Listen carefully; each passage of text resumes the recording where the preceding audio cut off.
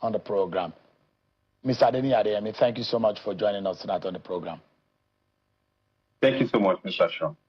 Why are you still hiding? Authorities are looking for you. Are you able to show your face and to answer to some of the charges against you? Definitely, I'm ready, Mr. Shaw. I'm ready. I'm not hiding.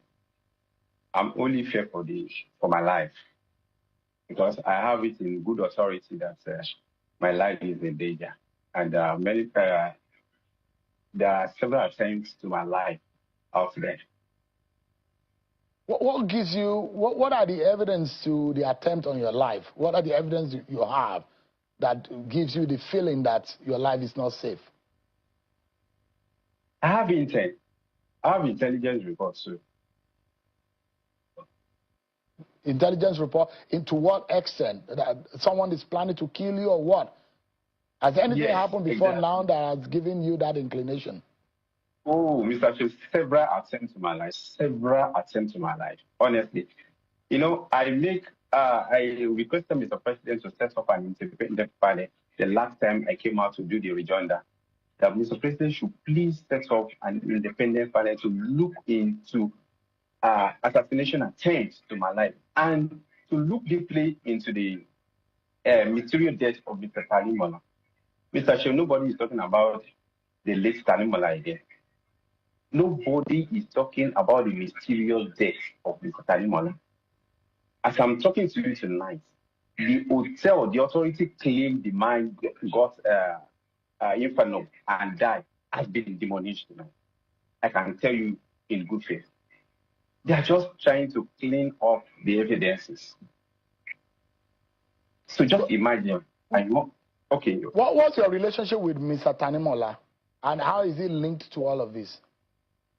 Okay, Mr. Tanimola is an intermediary between myself and the Chief of Staff, Honorable Suspend Gbajabiamila. Was it the one you gave money to, that you allege gave money to Mr. Gbajabiamila? Yes, sir. How much did he give him at the material time? 400 million naira instrumentally. And he was supposed to balance him 200 million. Are you sure that he delivered that money?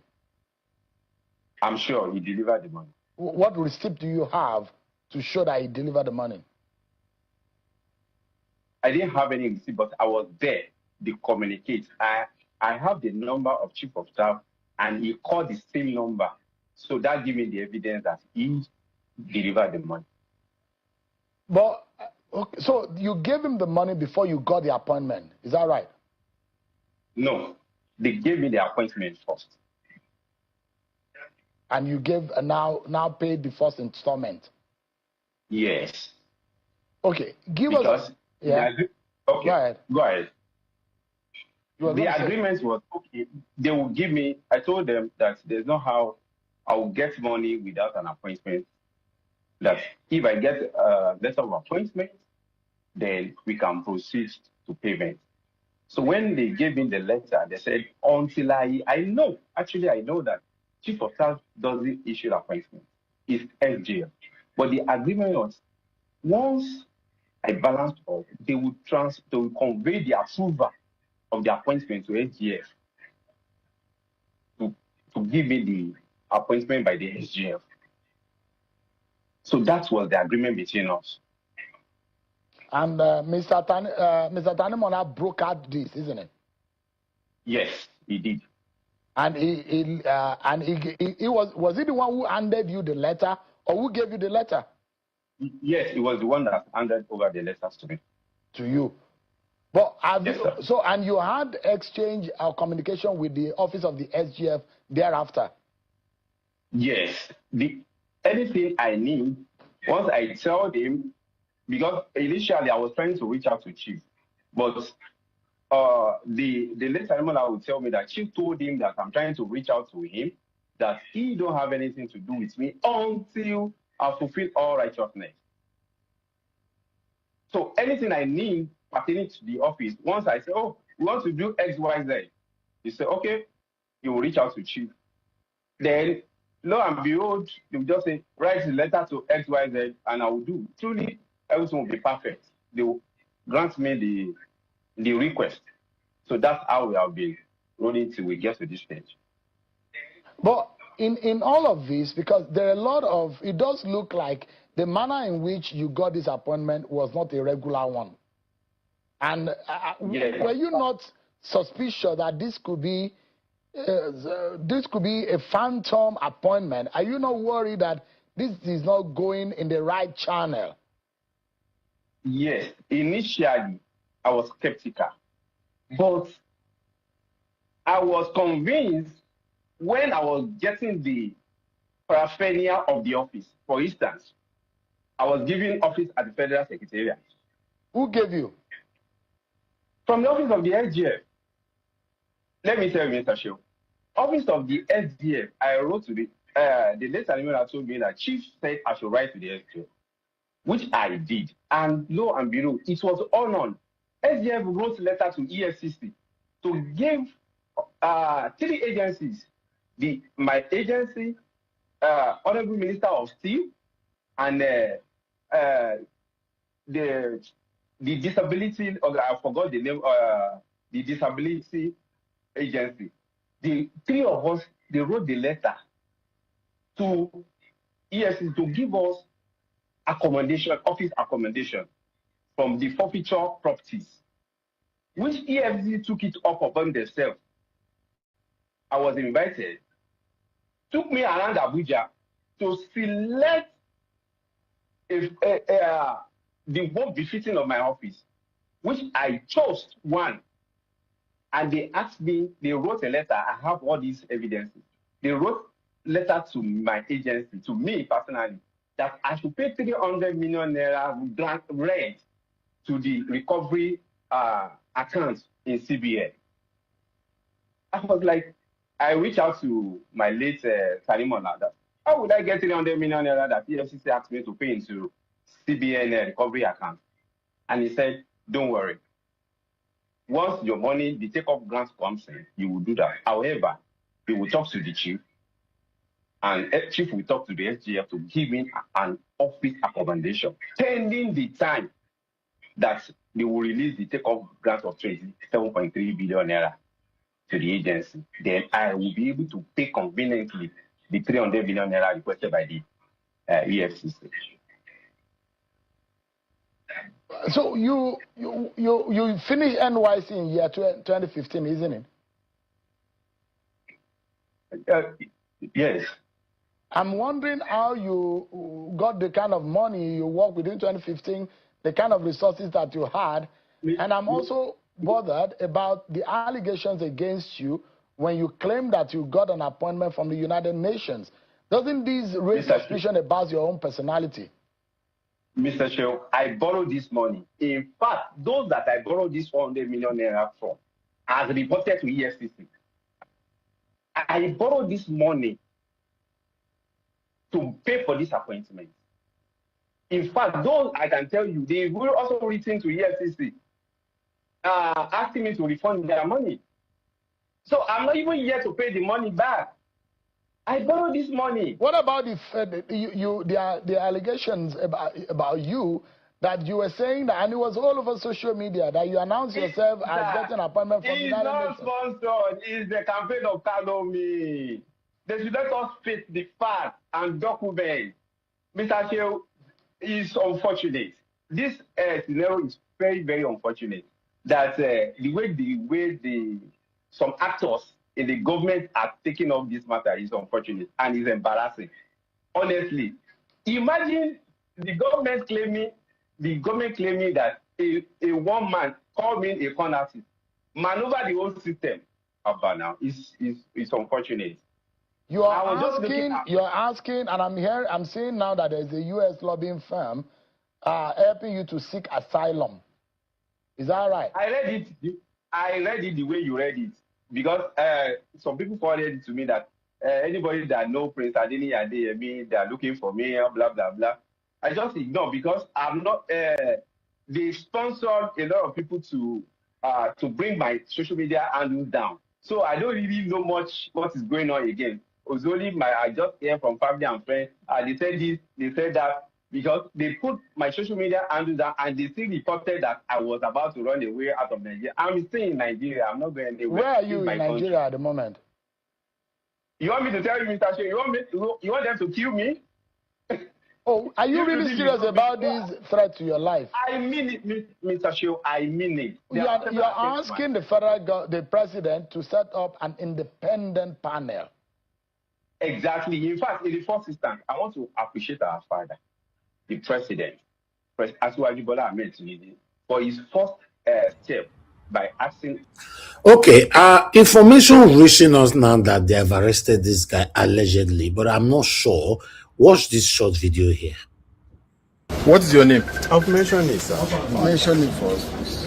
They asked you. What is your name? I've answered you. What is your name? What is your name? I've mentioned it, sir. Mention it for us, please.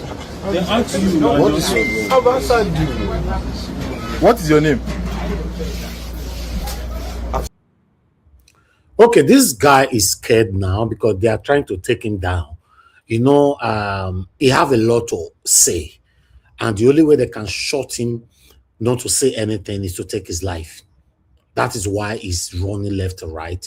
And he just said something which, because I'm going to continue this particular video, he just said something very, very significant, that the government are disassociated themselves from the whole thing. Now, and he asked a question just now, that how is it possible for a single man, you know, to do this all alone? And it's a big question that Nigerians should take very, very serious. How does this man end up, you know, assigning 1.3 billion to himself? How did he also end up, you know, fixing that same 1.3 billion into the Nigeria budget? How did he end up giving himself office, you know, in government space? How did he? So it's crazy. How, because this is a job of a syndicate, but all of them are disassociated themselves. Like, now only this man I do one. That was a huge statement we talk just now. But meanwhile, let's listen to more confession. To take up the matter, fantastic. I appreciate him. It means he's a listening father. However, I'm still further appealing to him to please set up an independent panel. You can see that presidency has already exonerated His Excellency Honorable Suspend Gbajabiamila in this matter, saying the chief of staff does not know anything. It's okay. But let an independent panel prove that. All right, give me a moment. Mr. Adeni, stay with me. Just give me a moment. I'll go on a break. We're going to break, and when we come back, we continue. You are asking this from the presidency. There are those who say, why are you behaving like this? Come forward and answer to the charges against you. Are you aware that you are going to be in court on the 13th? You have a case to answer in court. Today is 13th. So probably you mean tomorrow 14th. Yeah, that's what I'm asking. That's why I mentioned, I didn't say today, tomorrow. I said on the 13th. You are supposed to be in court today. Because the U.S., you had said that you were sick, you were not feeling fine. That's why the court gave you more time. But now you are supposed to be arraigned today. Was that not the case? It was only once. It was only once that I was sick because I appeared in the court 4 times. Since November 27 to June 16. So I'll be appearing in the court. It was only one I was absent. So it was the court that adjourned the 3 times. Before I allow you go, is it fair to have made all these allegations for a man you have never met, you have never spoken to, you are not sure even if it's the number that you have of him is the correct one, and you're making these heavy allegations again? Is it fair? What if you have been dealing with a fake Gbajabiamila? Thank you, Mr. Sheo. That's why I'm pleading to our father, His Excellency Asiwaju Bola Ahmed Tinubu, to unravel the truth through the independent panel. Do you understand? So I appreciated him for taking the first step by asking the ICPC. But sorry to say, government cannot investigate itself. His Excellency has already been exonerated by the presidency, and there are counter evidences against each other. Let Mr. President please set up an independent panel which consists international organizations, civil society across the globe. Are you willing to come forward? You said you have evidence. Yes, if Mr. President can please in his power to do that for us, I will come out. All people, everybody that want to come to show evidences, Mr. President should provide security for all of us. The ICPC has ICPC reached out to you? Well, I will confirm that from my lawyer. Do you think that you have now become a fugitive, running away from the law? No, I'm not. I'm not. That's why, Mr. Shehu, I'm appealing to Mr. President. So if the investigative panel will do all this and will unravel the truth, that's just it. All right. Are you telling me, Mr. Shehu, as far, I'm not condemning any agencies of the government, but in a normal circumstance, are you telling me ICPC will indict the chief of staff if at all anything? No, but let an independent prove him innocent. That okay, Adeni is lying, he's just making official allegation against the chief of staff. Let the independent panel consist of international organizations and civil society organizations. Let them unravel the truth. Whether I'm lying is okay, then I'm ready to face the wrath of the law. Let me get a fair hearing. That's what all I'm pleading for. Even so you are saying you are not a con. You are not a con. I'm not con artist. You're not. I'm not today, but until the independent investigative panel unravel the truth and say whether I'm wrong or I'm right. All right. Thank you so much. Adeni Adeyemi, the man at the center. Mr. Shehu, yeah? I want to reiterate again. My life is in danger. And I mean what I'm saying. Imagine last week Monday. Unknown gunmen, whether they are DSS, whether EFCC, whether police, went to my parents. Within 3 days, they went there 2 times.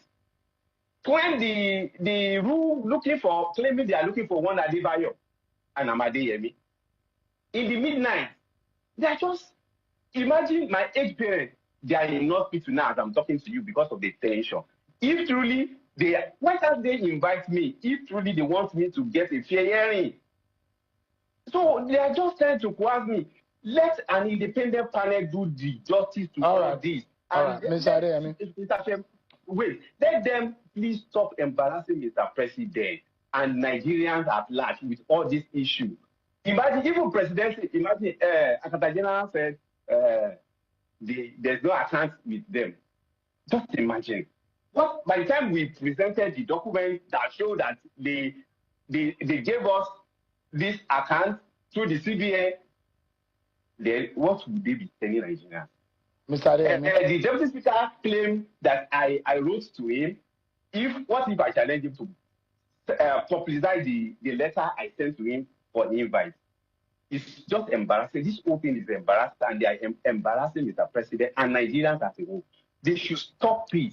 Let Mr. President please constitute an independent panel to unravel the truth. Thank you. And Nigeria should focus on facts and documents, not what they are sponsoring. Campaign of Kano me. They want to silence me by fire, by force, and I will not be silent. Let Mr. President set up an independent panel and let the truth be known to the world. Thank you, Mr. President.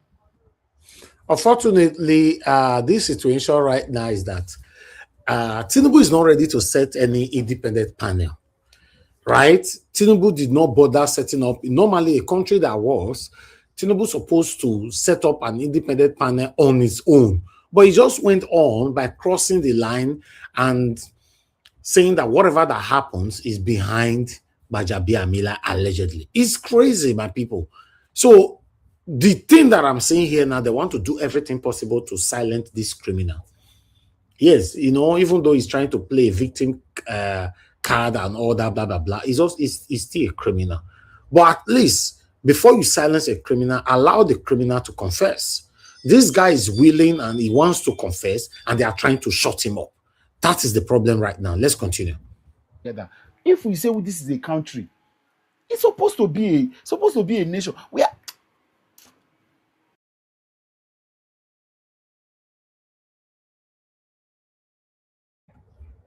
All right.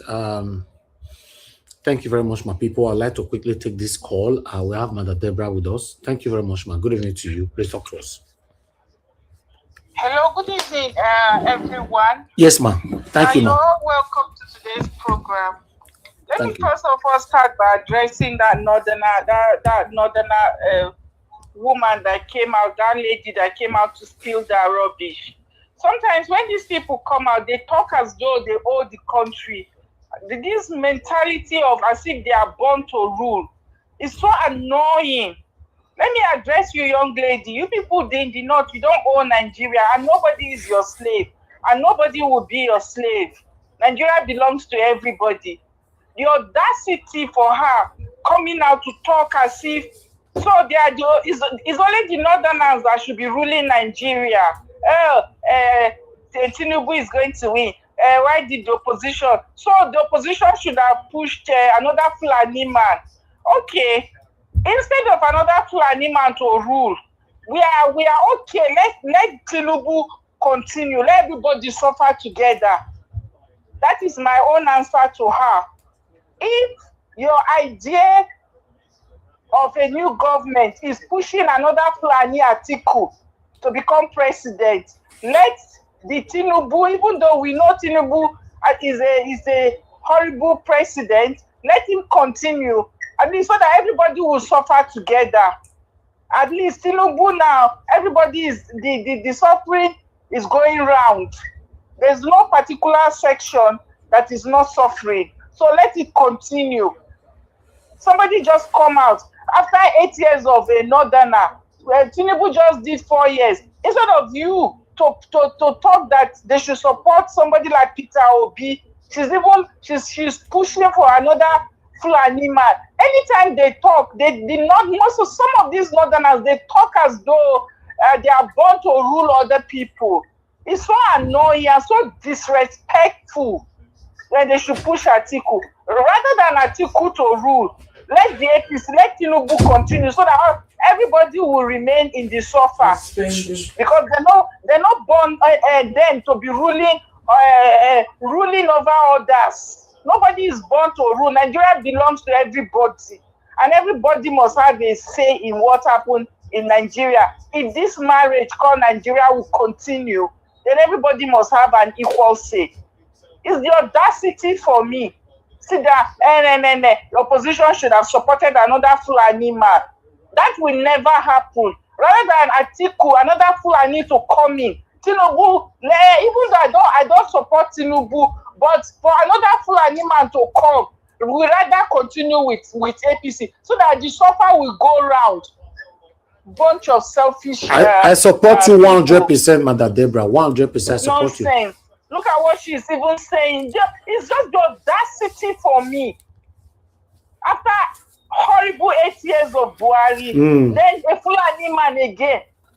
Do they realize that there are other tribes in Nigeria, or they swear for them that now they are the only ones that can rule, and they are not even doing anything. All the whole northern, apart from Yaradua that did not spend so much time, all the others, tell me one good thing that they've done in that country. Even up till now, the North still remain backward, yet they are pushing for power, behaving as if they are born to rule.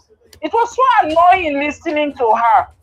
And let me reaffirm what I said.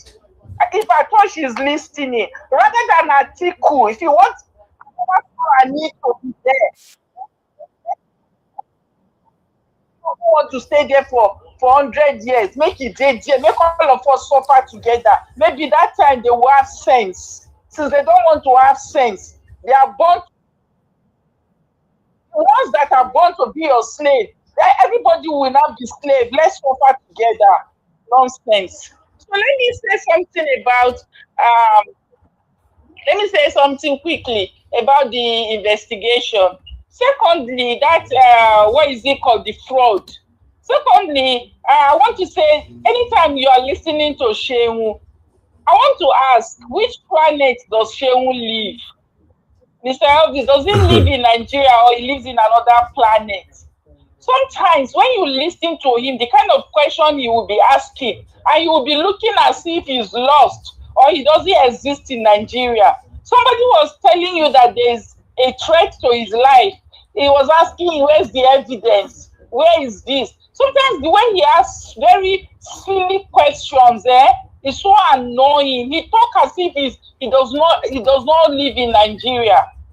So if there's a threat to his life, he will now come on national TV and come and give you evidence, Abi.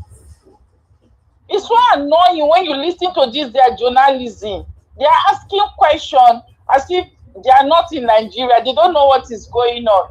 And for the man that is confessing, it's so shameful that he's saying Mr. President should set up a panel. I don't even understand. Which president is he asking? Is he asking, is it Donald Trump or another president? Is asking, or the same president? Zimbabwe president. So he's expecting the head of the cartel. It's like telling somebody to set up a panel that he knows that to investigate himself. So I don't understand.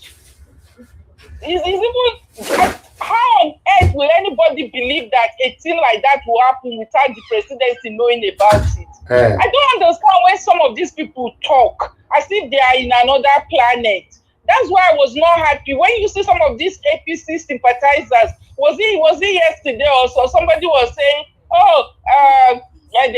they give them the benefit of doubt. They rescue the way they rescue those children. There's nothing that is transparent with this government. Every single thing that they are doing is shaded in secrecy, corruption, and dishonesty. Okay, look at even the governor of Oyo State coming out to question how the kidnapping was done and how the children were released. If the governor of the state is questioning it, what do you now think that there's no secret behind what happened? I was saying it the other day. I said the way the whole thing happened, there's more to it. That story is not straightforward. But you see some people indirectly coming out to say, the way it happened, it looks as if they rescue. You know, some of these APC sympathizers, they will come and pretend as if they are on the side of the people, but indirectly, I don't even know where they stand. How on earth, since this APC government come into power, tell me one thing that they have done that is straightforward, that is transparent. Just mention one thing. Till today, the subsidy that they remove, we don't know what they are doing with the money. Then this same APC government will do something, and somebody will come out and say, let's give them the benefit of the doubt. But can you hear now? Even the governor of the state does not even believe on the governor of the state in which this kidnapping happened. Is even questioning what happened. And yet somebody is coming to say, so do you think this same APC, this same satanic APC government will be transparent with you? What have they ever done that has been transparent since the day they came into power? Even the Goodluck administration was even a bit more transparent than this APC government. Yes. They were to some extent. And somebody will come and start saying, we should give them benefit of which doubt. You will see what will happen. Even this case that they are talking about, they'll sweep it under the bed. Already, they are already the way you will see whatever they would do, that man. If case not taken, that man now will come out and start saying something else. Is it not this APC government? We all saw what play out in 2023 now. Are we blind? We saw under our very eye, we saw what happened. Mr. LV. Of course. We saw what play out now. When they turn A to B, they twist everything. They went to tribunal, even Supreme Court twisted. ordinary and Abuja, they turned it upside down. It became another thing. So is it this same government that anybody want to believe anything? Well, anybody that want to believe anything, one thing I know in Nigeria, even if you say elephant is flying, people will believe. If you come out now and say, oh, we saw elephants flying in the sky, there are people that will come and say, let's look at the elephant properly. Maybe it's actually flying. You're going to see people that will believe it. We all saw what played out in 2023. This same government twisted everything. Ordinary and that even a kindergarten person would be able to interpret. But we have Supreme Court justice all interpreting and they twist it upside down just in order to be able to rig election.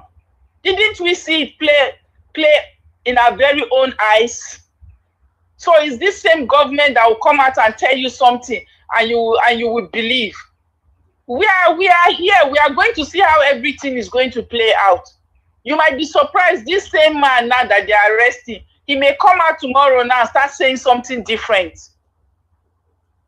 I'm telling you, you'll be surprised. Right. He will come out now and change and start saying another story. So what are we talking about? It's just so annoying when you see this kind of things. You know. Thank you so much, Mr. Elvis. Thank you very much, man. Let me just end it here. Thank you very much, Mother Deborah. God bless you, man. Thank you so much, man. All right, Mr. Joseph Oji, talk to us. Good evening to you, sir. Mr. Elvis. Yes, sir.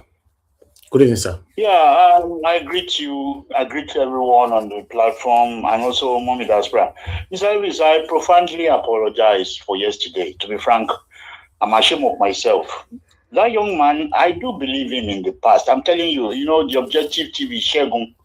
But the problem is that English Alaji, because I follow English Alaji, the English Alaji, yes, he debunked everything.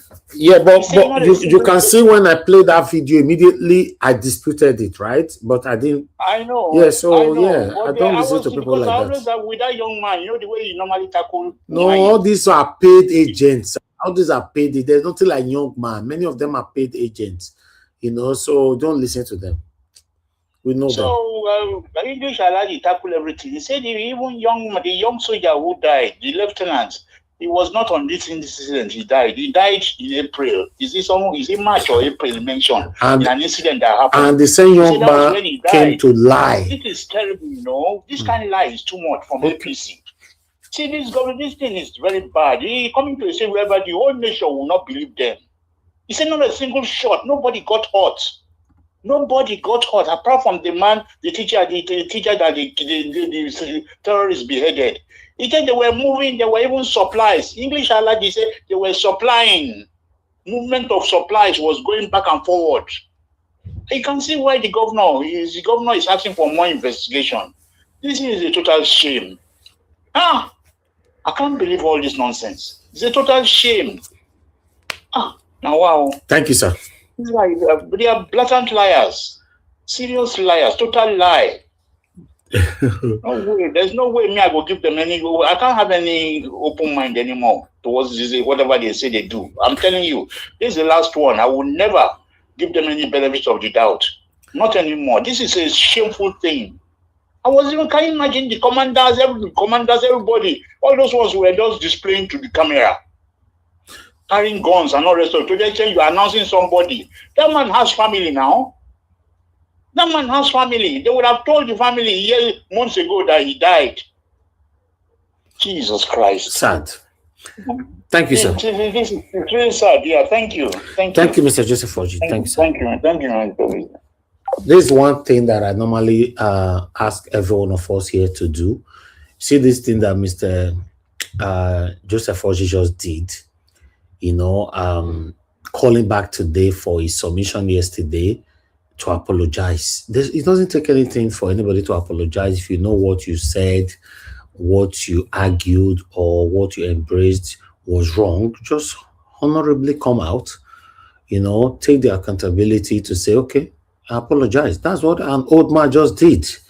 So if an old man can do that, who be me where I be small boy? So sometimes pride will make some of us that pride will not cover us instead of you to come directly to say, oh, I apologize, I got it wrong. You now be saying, no, that's not what I wanted to say. This is what I wanted to say. This is how I wanted to. Oh, God. Then we'll not arrive anywhere. But meanwhile, let's move on to this Gbajabiamila fraudulent activities and all that. Very dark came out now to say that man have been arrested. Remember, I said it earlier on for that short video that I displayed. But let's listen to the very dark man for more details. The PFIPC DG I don't know. been arrested. Oh, he lost his audio? Why? I don't know. We're not hearing him. On the phone, I warned him. I told him something. U.S. Embassy. Oh, okay. Yeah. Can you guys hear me? I wrote a message to. Okay, yes. All right. So the PFIPC DG have been arrested. You see, I warned him. When we're talking on the phone, I warned him. I told him something. I said, it is better for you to take yourself to the police than for these people to catch you first. Because if they catch you first, it will be hard for you to be granted bail. But if you take yourself there, it will be very, very easy for this matter, right? Now, what is the matter all about? This PFIPC DG came out a few weeks ago. I think Femi Gbaja, the President Chief of Staff, spoke against the agency, that he does not know anything about the agency. Then the PFIPC guy came out to say he paid 400 million naira to Femi Gbaja so that they can establish that agency and make him the DG, right? Not just that, he went further to say, okay, if the government, because the government said the agency is fake, he said, if this agency is fake, how did it find its way into the national budget? And that is where the whole Nigerians have been, right? Now, the whole thing was going on, and then I had an opportunity to talk to this guy. Then I asked him a question, right? Because me, I know they follow Nigerians and their sentimental bullshit. You know, Nigerians are very, very sentimental, and because of the APC regime, they believe that anything you say about a person, so long the person is associated with APC, that means the person is guilty. But then again, you people don't know that by doing that, you are actually enabling corruption. And if the person where you want accused, not really they guilty, the person where actually they guilty go run, he go hide, because we don't already get to our own suspect. So the real suspect go hide. That is why we don't belong to that school of thought where we belong to. Anyways, I asked the guy a question direct. I said, bro, have you ever seen Femi Gbajabiamila? He said no, he has never met him. This is somebody that you have claimed that you gave 400 million naira to, right? Then again, I went on to say, okay, since you have never met him, have you ever spoken with Femi Gbajabiamila on the phone? He said yes. I said, did you speak with him on a video call? He said no. I said, so there's a high chance that it was not Femi Gbaja that you were speaking to. He said yes, that he cannot rule that out. Now, this guy can be saying the truth. Femi Gbaja, that is saying he does not know this guy, can be saying the truth. The both of them can be innocent, especially in a case like this. The both of them can be innocent. Do you know why I believe that Gbaja in this matter can be innocent? Two things. We will deal with fact. First things first, this guy said I've never met Gbaja before. And he's not sure he was speaking with Gbaja on the phone. Right? The only thing now where they made me say, not be Gbaja this guy talked to, is because Gbaja had previously written a petition against these people. And he wrote the petition around November, December 2025. Right? Why did they write that petition? Based on my own research, apparently, this agency, PFIPC, they wrote a message to the U.S. Embassy that they wanted visas for some of their staff. The U.S. Embassy now wrote a message to the presidency that some persons under your government want visa. Should we approve? Now where the thing cast. This is where everything first bursts. This is the genesis of the busting. So when they reach out to them, they now said, we don't know this agency. Oh yeah, police investigate. Do you understand? That was when police started investigating him. Now, When police invited him, police detained him for 23 days. In that 20-something days that he was in the prison, that he was in the custody of the police, that was when his agency appeared in the national budget. Are you understanding? That was when they appeared in the national budget. Why this guy still in custody? Meaning that there's somebody moving his file. There's somebody moving the agency's file. This automatically now don't come up Baja first, because Baja now write the petition where make them arrest him, saying, I don't know this guy. So of all of this, Baja don't come out now, because now you write petition. Do you understand? That's why I say two truths can exist here. It's possible that somebody was collecting that money and saying it was Baja. But then again, who was the person that collected this money? The person don't buy. They say the person buy for fire. Now, this guy, I asked him some questions. How about the phones that you were using, the phone that you were using to communicate with this person, so that you can get evidence from that phone? He said that he was on his way to Suleja, a bit to Kogi. Then he was attacked by gunmen. And they shot his car, he ran away, he forgot his phone, and they took his phone. Meaning, witness none, evidence none. But then again, this guy, how did this agency come about? Meaning, says something somewhere they go on. Now, if you want to know the answer to this question, you should not go to Baja. You should go straight to all the people that work in the budgeting office. That's where you should go to first. How did it? That's where you trace from. But then again, I heard they arrested 2 women. And these 2 women said some things.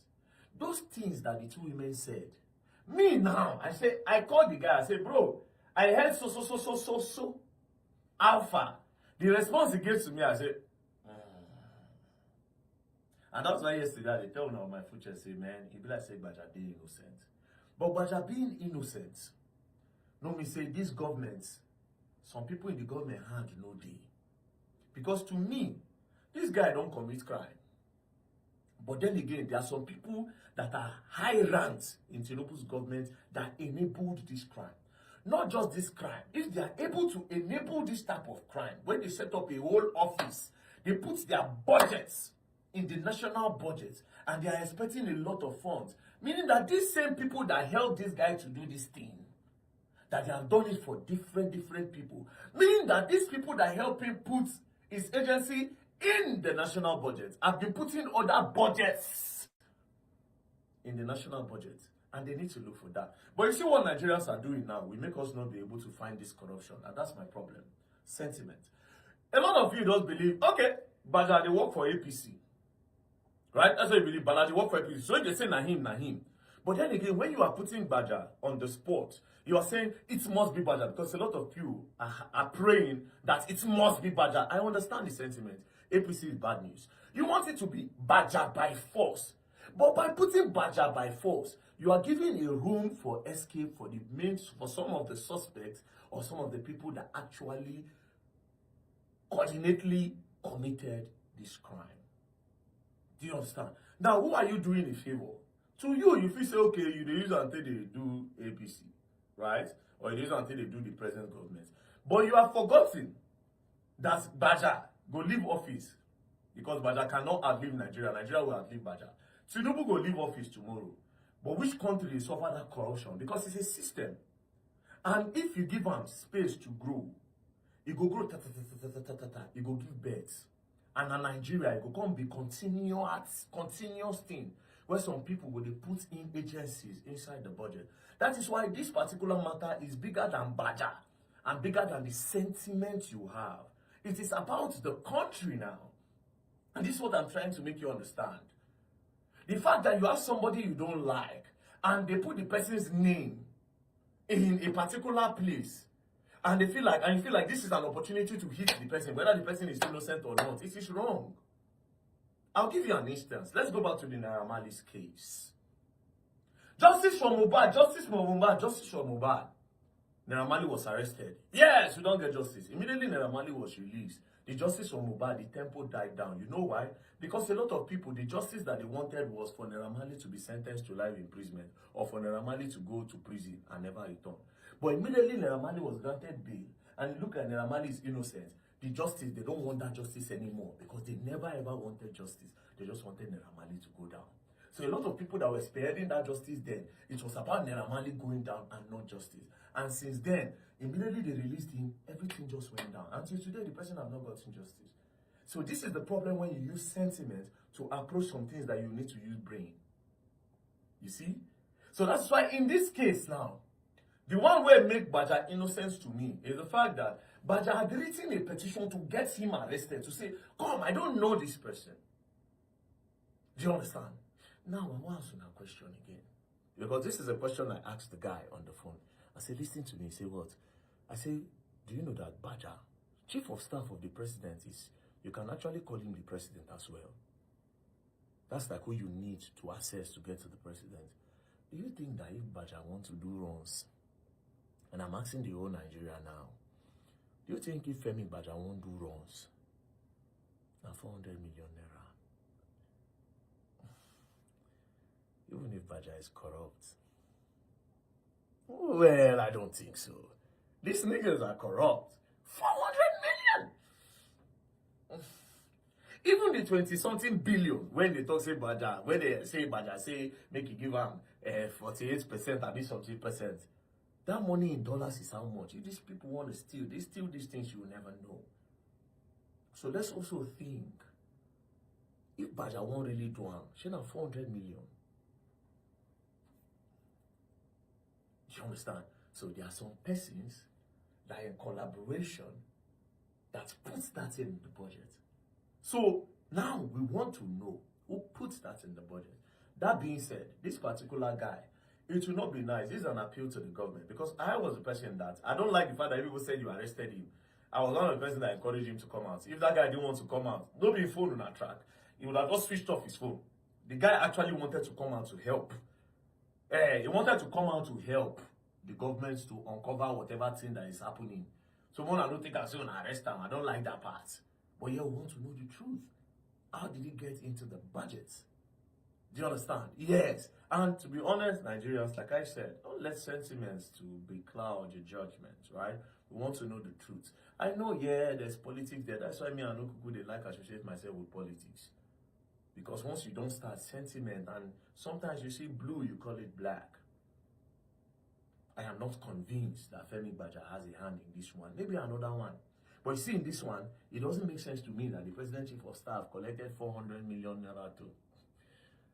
Man, these people will get access to big bread.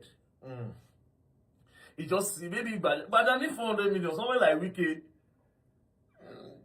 All these, there are some governors that want a one-on-one with the president.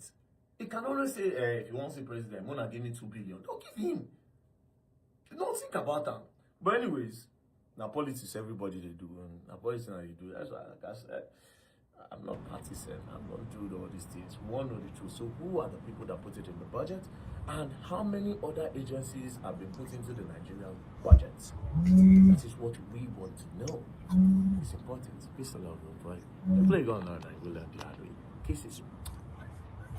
Okay, Mama Becca, talk to us one quickly. Yeah, I just wanted to quickly say something. I think I heard when Mr. Is it Joseph Oji or like that called? I want to appreciate him for at least acknowledging that yesterday he wasn't about what he said yesterday, because I was a little bit disappointed to kind of give this satanic government.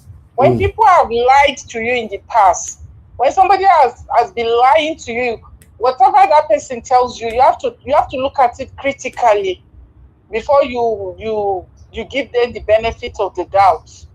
This APC government, from the onset, everybody knows how they came into power, how they have never been transparent in any of their doings. So if they tell you this is right, you need to do your research properly to even believe that what they are saying is true. And I don't even think this government is capable of being honest. If anything that they are doing, just know there's a reason. There's something they are aiming at. They will never be transparent. All they care about is how they will get into power. They don't care about any other thing. So these are not the kind of people you give any benefit of doubt. These are the kind of people you open your eye properly when you are dealing with them. And lastly, what very dark man is saying, I don't understand what he's saying. You should understand that there's no way on earth, anybody who understands how government run, there's no way on earth they can pull a thing like that without the government not knowing about it. How can you open an account with central bank? How can you even, so the way it looks, how on earth can anything like that happen? Can anybody do a thing like that without the government not knowing? I don't get it. So anybody trying to say, this person's hand, the government are aware. It's just that because it's now in the open, they cannot come out and admit. But there's no way on this planet that any individual can run a thing like that without the government not being part of it. Or am I lying, Mr. Elvis? Is that even possible? Is that even possible? How can anybody? That cannot even happen in a state. Not to talk of in federal. That cannot even happen in a state or even in a local government. So anybody trying to give them, I don't understand sometimes. That's why I said some Nigerians, even if you tell them elephant is flying in the sky, they will still believe. How on earth will anybody believe that any human being can pull up a thing like that without the government not being part of it? How is that even remotely possible? Even if they tell you they are not part of it, would you believe? Even if you not catch thief, are you expecting the thief to come and tell you that yes, I stole? Is that even possible? So I don't understand the people saying, I don't think this person is part of it or is not part of it. In the first place, the way the case is, do you even think that anybody can pull up a thing like that without the government not knowing? Okay, explain to me how that is possible. Let's start from there. Maybe if you explain to me how that can be possible, that somebody will be able to pull up something like that without the government not being part of it. How is that even possible? Maybe if they explain that, then I will understand. It's not possible. Madam Deborah, it's not possible. Not possible now. It's not possible. Yeah, simple. It's not possible. There are some things that even if you are not smart, if they tell you you are not supposed, you will doubt it. You will say no, that is not possible. That's not possible. They are just trying to pretend. We all know that they are part of it. It's because the thing has come out, the secret has come out, that they can no longer hide it. That is why. So anybody trying to give them a benefit of doubt is either the person is just being dishonest, or the person is not following what is going on. Otherwise, how do you even believe that somebody can do a thing like that without the government not knowing? How on earth can that be possible? Even if you are not smart, or even if you cannot reason, that is enough for you to know that no, that cannot, a thing like that can never happen without the government not being part of it. Open account for central bank and do this. Look at how on earth can that happen without the government not knowing if they are not part of it? How? People are not foolish now. There are some kind of things, even if they are trying to lie to you, you yourself, you will know that there's no way that can be possible. And nobody should expect them to accept. You cannot, a thief will never accept that they are thief, except they are false. So we can never get the truth of this matter. That's what I said from the onset. You will see, even if they don't buy this man, the man will come out tomorrow and start saying something different. Believe me. This man that is saying this thing will come out now and start to say something different. He will twist his what he said before. They will change the story under our very eye. The man will come and say something completely different. So what are we talking about? I'm telling you now. You know these people, you now said, this is what I wanted to say. He will come out and say something, he will start saying something different. Maybe after they don't pass back, settle him or something, or they don't go talk to him. Maybe they will send some people to go and talk to him. Look at Sunday Ugbo, is this Sunday Ugbo, or what is his name? That came out then that, oh, he's doing this, he's doing. Look at him today now. Is it not still the same person supporting? So what are we talking about? What are we talking about? This man, give it a few weeks. You will see the direction the story will go to. The man will come out now. He will do a press conference and start saying something different. Thank you, ma. Thank you so much, Mr. Elvis. Madam Deborah, I'm so blessed having you here. Thank you, ma. God bless you. Yeah, thank you, sir. Madam Deborah, we bullet point it. No, normally, how is it possible for one person to do this whole thing? It's not possible. You know, as for very dark man, I know that. Okay, let me hold on. Let me hold on. Black Panther, talk to us. Good evening, my brother. My brother, what's up? Yes. Thank you, my brother. Good evening. Talk to us. You see, Nigeria, many things do. Nigeria, they undergo movie session. Noisy. Nigeria. I want to say here that video investigation never conclude. It just tell us assumption. Now assumption I see for everything he said today. He was just assuming. I assume this man is not this. I assume. But if you are investigating, aren't you going to look at the antecedent of the person? Is that not a link for you to really run your investigation in proper form? Rather than coming to the media to say, this man I think he's not guilty. That would be a false, because in the investigation train, you have to look at the antecedent. That's a trail. You follow the dollar. That's a trail for you to follow. You don't discard that train and now be assuming something else from your own imagination. You have to put the card down and let it be open. That is open investigation. You don't say this man is not guilty, assume he's not guilty. You're already declaring not guilty on him. Let the full arm. What I'm expecting him to say was that he should allow the independent body to investigate that. Because in governance, you cannot know. You cannot assume. You need to invest. They need to bring an independent investigator to investigate. This is about the country, not the chief of staff. It's about a country. Another one that came up, that 50-something billion came up again. A man that had been involved in something more delicate in somewhere and is accused and they debar him, and you are not standing your ground. That ground is not strong. I let him go and do investigation. Let people that don't understand him will say he's fishy. They will say fishy. What I would tell him that let him go and investigate more and know and use the antecedent to do the trail. And I want to say here, it's concerning all other things you said, like our uncle now, he said now he will never believe them again. This is what we've been saying now. Anybody who will believe APC, you will end up being disappointed in a big format. You can see how they can deceive people. And they are still deceiving people.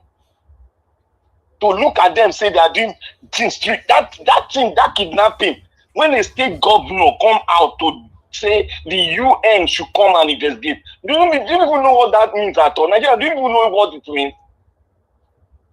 A man that knows everything about the state, they are giving brief of the security in the state to him every day. And he's telling you that what they did is fishy. And somebody will come out to tell us that Rufai drinks something, he's behaving cuckoo. He's behaving cuckoo nowadays. He wants us to move along. God will help them. God will help them in Arise TV. God will help them. That's the only prayer I get for them. Thank you. So they should move along. Thank you, my brother. Thank you, my brother. Yes, sir. Okay, callers, I think I've given you guys a lot of time, and I understand why we don't have much people on the panel. There's big match currently going on. France and Spain is playing World Cup. Whoever that wins today is going to the final. You know, as you know, England is also playing tomorrow. So yeah, but I'm already blessed having my brother with me here, Mr. Jonathan. So I'm good to go with just that. You know, if anybody else comes in, that's fine. If not, we'll just close. 'Cause for me, I wish for a day where I will close under 2 hours. I will be very, very happy. You know, this matter. But let me quickly say something before I say anything. I'm not gonna go forget myself, not greet our wonderful people right there. Start with my mother for mommy diaspora. Good evening to you, mommy. Thank you very much for always being there for us every single day. Thank you very much, my brother Abo Aze. I appreciate you. Thanks for all that you do. And I appreciate every single person's right there. Madam Eugenia, thank you so much, man, for all that you do. Good evening to you. And thanks for the super chat already. I'm not taking this for granted. I'm so, so grateful. It's very unfortunate to know that same people who super chat me on this platform, and we have thousands of people following us here every day. We need to encourage ourselves. The dollar sign is just right there. We are not really encouraging ourselves. Let's be honest. We are not. It's just that you cannot have more of my kind of person. Have that in mind. Yes, I might be able to live and deal with this. Say, okay, it's okay. Let's go. Let me go live every day, no problem. But a lot of Nigerians will not do this for you. A majority of Nigerians will not do this for you. Have that in mind. You know, so let's learn to have the habit to encourage ourselves, you know, so that we don't sell out our own. I appreciate every one of you, my people. Thank you very much, Mother Peg Modi. I appreciate you, man. Thanks for all that you do, Mr. Johnson Emmanuel, Michael Gandamaro. I appreciate you. Thank you very much, Michael Carter, Light, Mother Stella Masamedoyi, Desmond. I appreciate you all. Madam Ahmed Bright, thank you, my people. Madam Emmy, thank you very much, my Madam Love Maduka. Thank you. Madam's useful everywhere. Like I said, the women, they are taking over this platform. Thank you, Black Panther, my brother, once again. I appreciate you, all my people. We need to move on right now. I God bless you now. Thanks for all that you do. For those of you that like our video, that share our video, that super chat our videos, that join the panel, that are doing everything to make sure that we have a success on this platform, I want to say we are very grateful. I'm not going to say much because when I give my submission early, I realize you always destabilize my presentation, you know, but still I will comment on VDM later. I really want to comment on my VDM later. I appreciate you all. My God will bless you now. Mr. Jonathan, I know say this match, the way you take focus on that, not be sporting. I make many people not there here, so but I'm happy that you are here with us. What do you think? Do you think France can still come back, Mr. Jonathan? Good evening to you, sir. No way. It's over, right? Yeah, Spain don't get them where they want them to be. They don't open their yansh. They don't open their yansh. France don't come out. All those ones where they go put. All those ones where they go put 6 players for back. Take 2 players. They destroy Mbappe and Bele. Dembele, they destroy the front. They don't get choice now. They don't send 3 additional players up front. So their back don't open. Don't open their yansh. So Spain just they operate freely anyhow. When you saw free talk Elijah. Spain just they operate as if they just did for now free lunch for them now. The bully is too much. God. Especially that second goal with the your guess. So yeah, that's now. But no, wait, Mr. Jonathan, is it not the same France that be bullying? You see their strategy. You say first goal against when Spain got that first goal. That one you will say na chance, na luck. When they got that penalty first goal, France no get choice. France thinks say maybe first half then go equalize. Second half they no get choice now. They have to come out.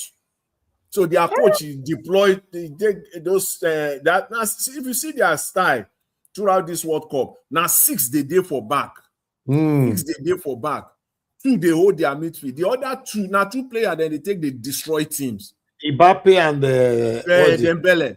Now they don't now 5 of them they for front now. So the midfield just they open. Spain just they operate as if. I saw free talk. Who shall be 5 days for front? Now they watch. Now not be with the see so. Is it like 5 days for fun? How many cut they back? They don't get because they have to open up. So because they are back, they open. Spain be score another goal for this match. Nine lights, you know, lights so that Spain go score the third one. It's over. It's over. It's over now. Ah, good. England. I don't want to talk about this one concerning your move. You see Spain. Spain, they're vulnerable. With England, just to avoid if they meet England for final, just avoid the situation where Spain will get first goal. If Spain get first goal, they know how to frustrate teams. So because all their players, all of them, they feel old ball. They go old ball for leg. The only way is either to push him down or commit foul. And that will lead to frustration. So they feel old ball, they feel pass ball, they feel dribble. All of them, all the 4 defensive players, all of them feel old ball. So that's it. Don't allow Spain. If you allow Spain to score you first, you are finished. Portugal know them now. Portugal old Spain well. They don't allow them to score. If nobody say that, you know. Although for me, I still believe France go score for this game, but they're not going to win, but they'll score. Anyway, they feel score because they go eventually. You see, the coach will still take more risk. You will see that you will only leave 2 for back. You will deploy all of them. Or maybe you will go put keeper for striker. Now only 2. We just wait for the last 10 minutes of this game. Now only 2 go there for back. All of them go deploy there and go from. And Spain, any counter like this, it don't over be that. Or they will score 1. And if they score 1, if they can score 1 before 85 minutes, there's every possibility of equalizer. Yeah, it's possible. Yeah, it's possible. But you know, as it is right now, Spain get them where they want them to be. It is for Spain to lose now. Honestly, it's for Spain to lose. They got France where they want France to be. Very vulnerable. For the first time since this World Cup started. So France are you now saying Spain cash France for where they're supposed cash them? Yes, as Tinubu take cash Nigerians. Is that what you're saying? Tinubu got us where he got Nigerians. I like when Madam Deborah say, if they throw elephants, if Tinubu tell Nigerians, elephant they fly, Nigerians go believe them. Yes. Elephant they fly outside, then go believe. I like that line. You know, I like that line. So that's how you describe Nigerians. Just tell Nigerians, say there are elephants on the Nigerian street, or then they fly for the first time. Nigerians go catch them and then go believe them. And the media then go they carry them. Abati go analyze them. Say elephant they fly. Ayo go catch them. He go say elephant they fly. You go say we have seen elephants flying. We can't laugh put. They go on laugh put. And if you say elephant no fly, they will say bring your evidence. Hey. Come and give us your evidence that elephant is not flying outside. Oh my God. That is where we are in Nigeria today. It's just a drama. You see, Mr. Ives, the whole thing is just drama. The only thing, nothing. And also, Madam Deborah say, you know, waiting will make somebody believe, say, Tinubu will bring on independent investigation. The other question to that also be, say, waiting give you the idea, say, Tinubu will lose for 2027. Tinubu, if you say that. So are you saying that there's no hope for 2027? Is that what you are saying? No, I'm saying that there is hope. But if we have that mindset that, see, I've said it over and over again, especially in the last 3 weeks or so, when all this latest scandal broke out. I said, this thing is capable of bringing Tinubu down. And I still maintain it. It is capable of bringing him down. And it is also possible that they will cover it up. They are in that stage now. They are covering it up. That's what But they are doing right now. But they are offering it up in a very wrong way. How can In you a say very that? wrong way. The Make only no mistake, one man did all these things. One man. It's not possible. And now that's why they are telling us. What they are telling us is that an elephant is flying outside, and Nigerians will believe it. That's what they are telling us. One man did all this, and they want us to just suck it in and believe that the man are criminal. No, there's no internal involvement in all of this that has happened. So there is the next thing, another thing where Madam Deborah said, because she made a lot of points, is that you will not be surprised. It is Nigeria.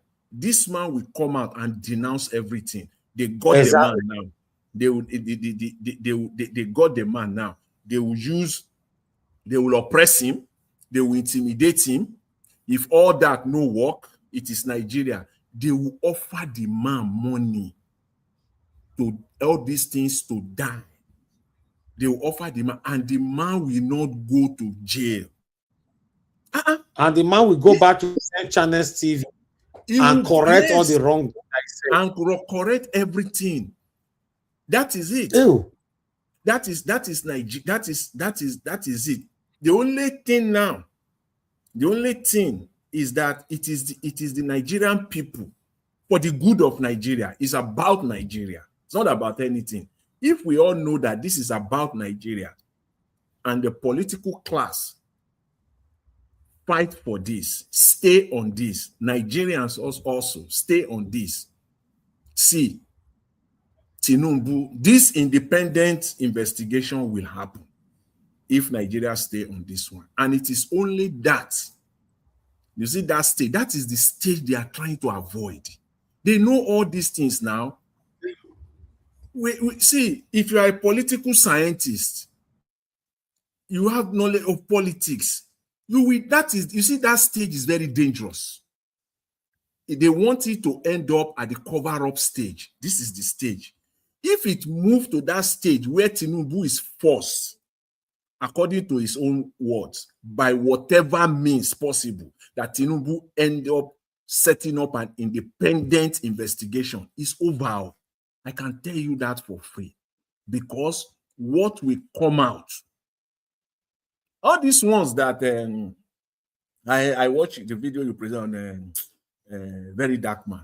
It shows two things there. Clear, very clear in that video. One, is trying to downplay it, to downplay this thing. Two, he doesn't have knowledge. And I don't like when people talk about what they don't have knowledge about. He doesn't have knowledge of. He doesn't at all. Saying that you want to equate it, look at the analysis, so faulty that because it is 400 million, it shows that you don't have knowledge.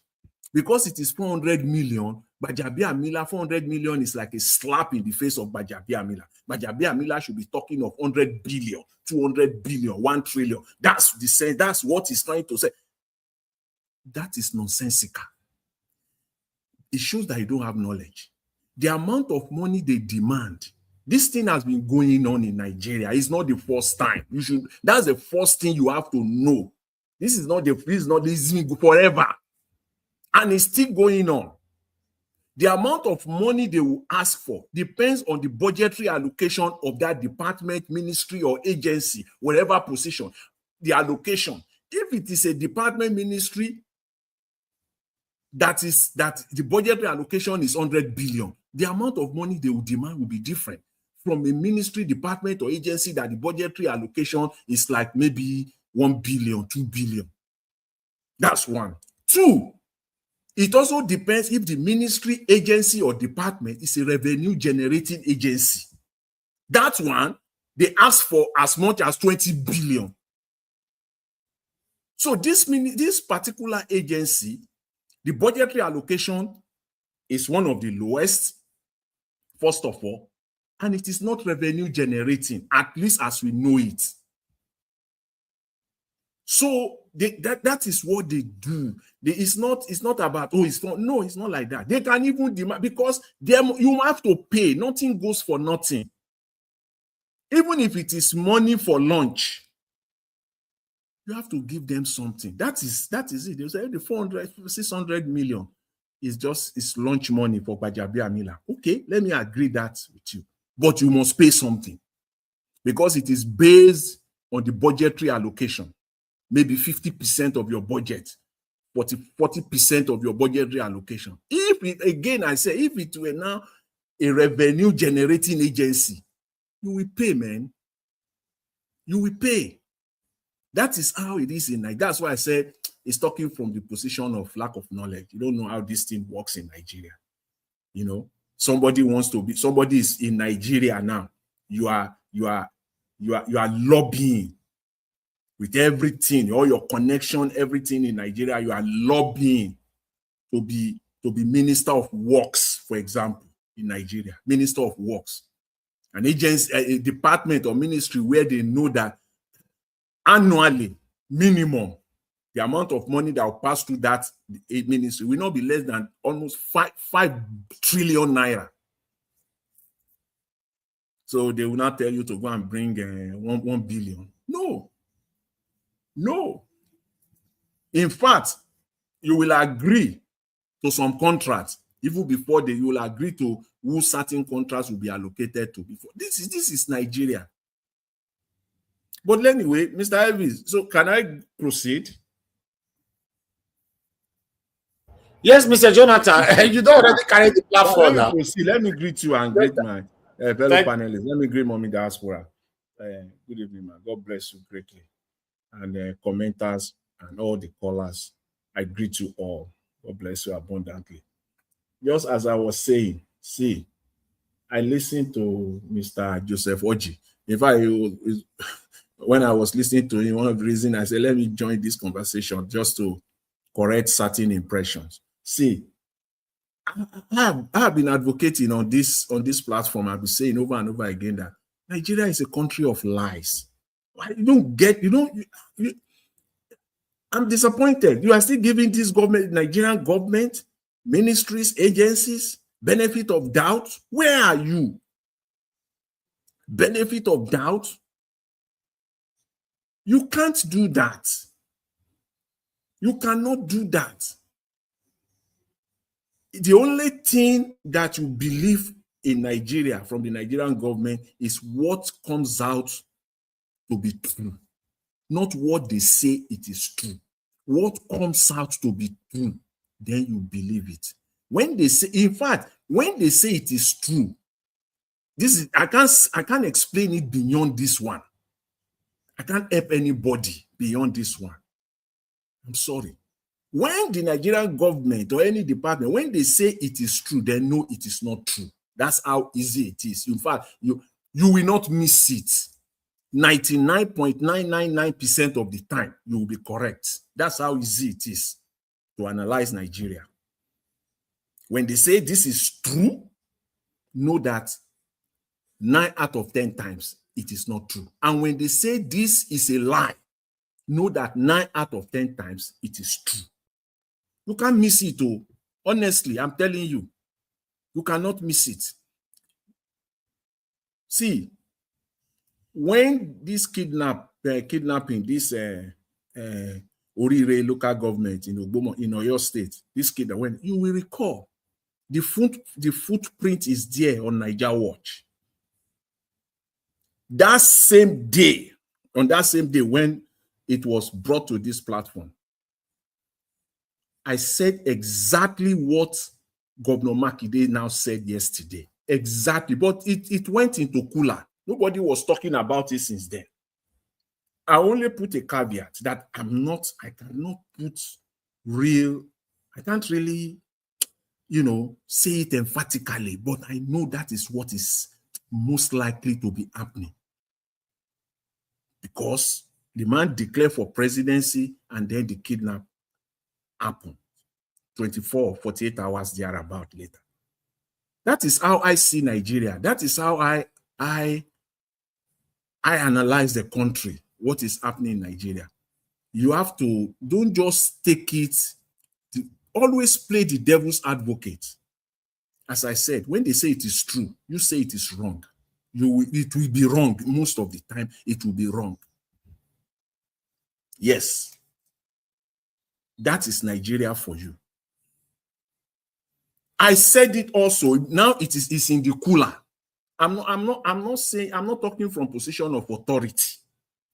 I talk and I analyze from position of knowledge. And that nobody can take it away from me. I earn it. I studied it. And I earn it. So when I talk from position of knowledge, whether this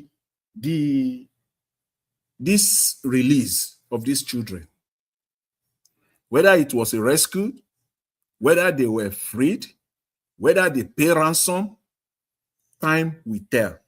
But the story they are telling us now, I don't believe it. It's a lie.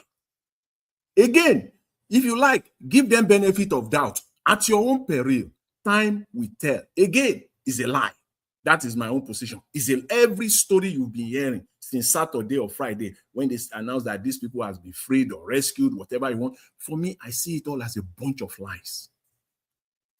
Yes. And they know that the Nigerians who will believe that an elephant is flying outside, they will believe it. And we have seen it. They've believed it already. It's in the cooler now. The very day. Nigerians. See, let me say this. You see, this is the way I see it. Anyone, someone, and either an individual or a group of people or a community or even a nation, who doesn't want to be out of slavery will remain in slavery in perpetuity. They will not get out of it. If you want to succumb yourself to slavery, you will continue to play the sycophancy. You will agree with your slave master and you will not get out of slavery, period. That is what is happening in Nigeria. They don't want to get out of, for whatever, they don't want to get out of it. They have to open your brains, literally, with surgery knives and put all these things there. Even those that are educated, what is wrong with us? When these children were released, all these people, when all of them were released last Friday or so, I talked about Alimodu Sheriff. You like, you believe it. If you like, don't believe it. The same way what the governor of Oyo State is saying now. He is the governor. He knows what he knows. Whether he's being political, whether he's playing politics, put that one aside. But he knows what he knows. He, as a politician, yes, I agree to a very large extent that what he's doing now is politics. Yes, what Seyi Makinde is doing now is politics. Why? Because this is not the first time there will be a kidnapping in Oyo State. They've been kidnapping in Oyo State. It is only because now it affects you directly. It affects your political advantage that you have or your political career, whatever it is. Now you are talking and you want everybody now to align with you. That is the problem. Nigerians and Nigerian politicians will only talk and do things when it directly affects them. They will come all out. They will have forgotten that they have been the chief enabler of this thing they are trying to fight now. They've had opportunities to change it, but they will not, because it has not been directly. It is now that he wants to move higher politically. He start talking about it. You've been governor for almost 80 years now. Kidnapping have been happening in Oyo State for God knows when. You never reacted this way. Never. That is the politics there. And that's just the way Nigerian politicians play their politics. And sadly so. It's only when it affects them. We saw, what is his name? El-Rufai, Malam Nasir El-Rufai. Now he's facing trial now, persecution or prosecution, whatever you want to call it. Now they are crying and they want everybody to align with them. But you did the same thing too. You did the same thing, even worse off. Even worse off. Even when we know that what they are doing is not right, they are not following the rule of law, but you enable it. You've participated in it. But now it affects you directly, you are crying. That is it. That is the problem. So anybody who is listening now will think that Seyi Makinde is for the people, is supporting the people. That one is a lie. That's the politics that is there. And that is wrong. That is wrong. So Nigerians, I want us, please, don't let just take anything that comes from this government. They don't have the capacity to be transparent. No. Tinubu as a man, forget him now as a commander-in-chief, president of Nigeria. As a man himself, you look at his trajectory back. Tinubu doesn't have the capacity to say the truth, to be transparent. He doesn't have, because he has to protect his own. And therefore, it has to be one lie after another lie. One lie to cover up the last one. And now there are mountains of lies all over the space. When they released these people from in Ogbomoso, these people, this last Friday, you will all recall last week Wednesday, about a week now, Alimodu Sheriff came. He appeared on Arise TV for full stretch of 1 hour interview. We all know the rubbish he came to do there. The next day, Thursday, Alimodu Sheriff was with Mr. Tinubu in Aso Rock. I'm not saying was in Aso Rock with Mr. Tinubu. They said media were not allowed. It was a private meeting and all the rest of it.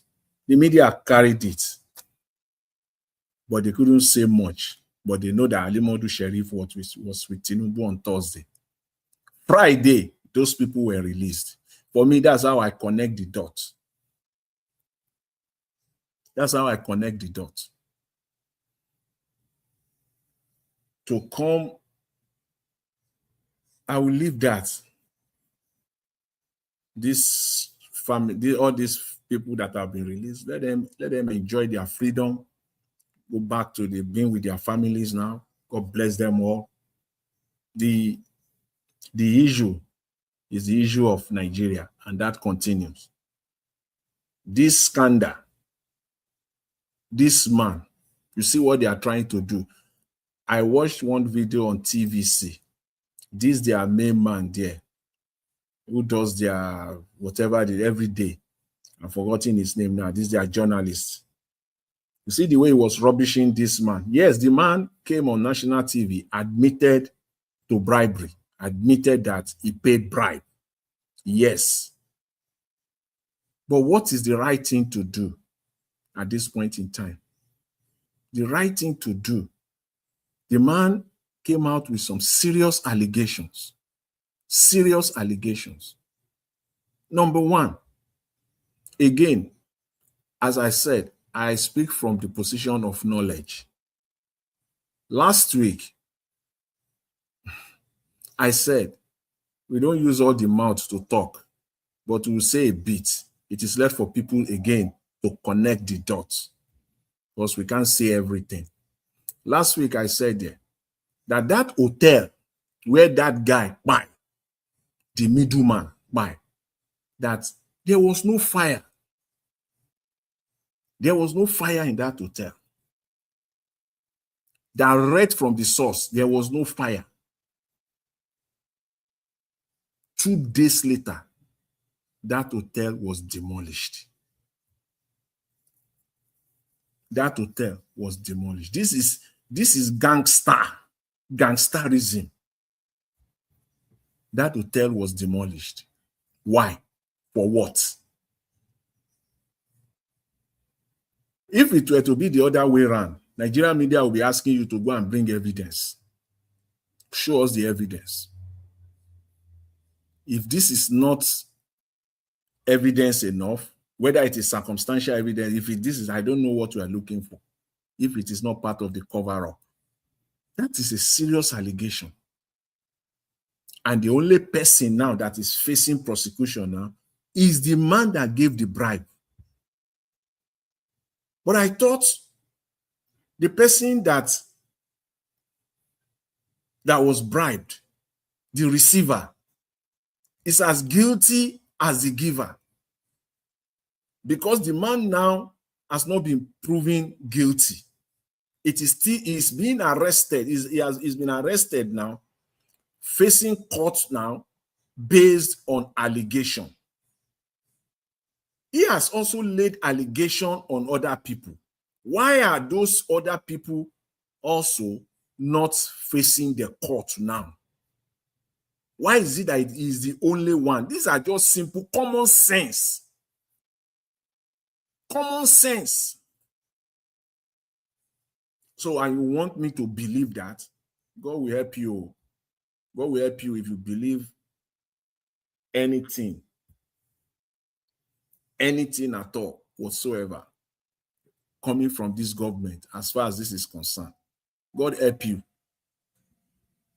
Everything they've said about this man has been an allegation. Everything is an allegation up to this point. And based on that allegation, he was arrested. Fine. He has also laid an allegation on other people. Why are those people not arrested or even at the minimum interrogated? And then you are rubbing it on the faces of Nigerians.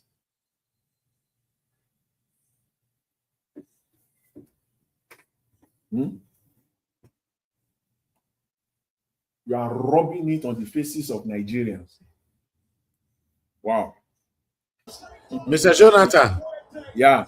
You see how they take destroy France disgracefully. I'll tell you now. It's so disgraceful, to be honest. You cannot exit a game like this after their wonderful performance throughout the game. Now, you see, the thing is that, see, Mr. Elvis, see, in the World Cup, every World Cup, most of these teams, it's just the way the pairing, the way that they do the pairing when they do. I know that they give them cover, which is normal because they are the top. That they seeding all those teams. See Brazil, for example. You will play for World Cup, first round. You will play 80. You will play Scotland. See, by the time it gets to it, people will go come open your yansh for you. You'll be wondering. See, when you say now 80, they play. Now Scotland, they play. They run, you go score 3 goals, 4 goals, they run up and down. Argentina, will see against England. The very first man in fact, Argentina have survived. They are so lucky. This last one, even this is the first big they want to play. This one will be the first. They will open their. You will see. They cannot survive. They can't. You will see. Once they open their hands like this, they will just fall like a pack of cards. You see? That's what happened here. I said so, and I said is and why they are trying to, because Spain, is possession football, now then they play. Then go hold ball, they'll pass you around, drain your blood, you go get tired, like they do for them now. Black Panther, don't make me vex. I feel no you come live tomorrow. I beg. Now tell me that thing. I beg. England no go lose. You will see that England. You see what happened here is similar thing that will happen against Argentina. See, that's one way Argentina go rush their opponent, go get equalizer, like the one way they get against Egypt, get the winner against Egypt. See, if England first score, then go run tire. You see, that's it, man. And our no, this is so disgraceful. This is so disgraceful. I just preach. Let me calm down for my own game tomorrow. You know, let me calm down because God, if we can silence Messi tomorrow, then I think we are good because nobody really good there. You see how they silence Mbappe. They useless finish. You know, that's football now. That's football. I ain't play for them today. You know, even see if now France first score for this match, Spain has better chance to equalize. I'm telling you. Yes. You know, with this match, but you know, I mean, they just score. They just lock everywhere. Yes, if you look at the match, see this match, it's so France plays so badly. And not be say they don't want to play. Now the Spanish strategy just hold them tight. No how many shot on target that they had. No meaningful penetration. No serious chances where they created for this 90 minutes.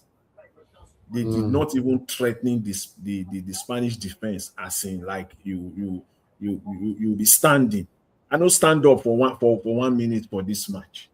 You're gonna watch football where you say you sit down on your seat like this. There are situations that will make you before you know you will stand up. I don't stand up for this match. That's how I take notes. They hold them tight. Now I want to run my broadcast tomorrow. Say make I come after the match or make I come before match, my quick round up before game, after match. Or see if England don't score one, yes. Forget you may just know the game. Ole.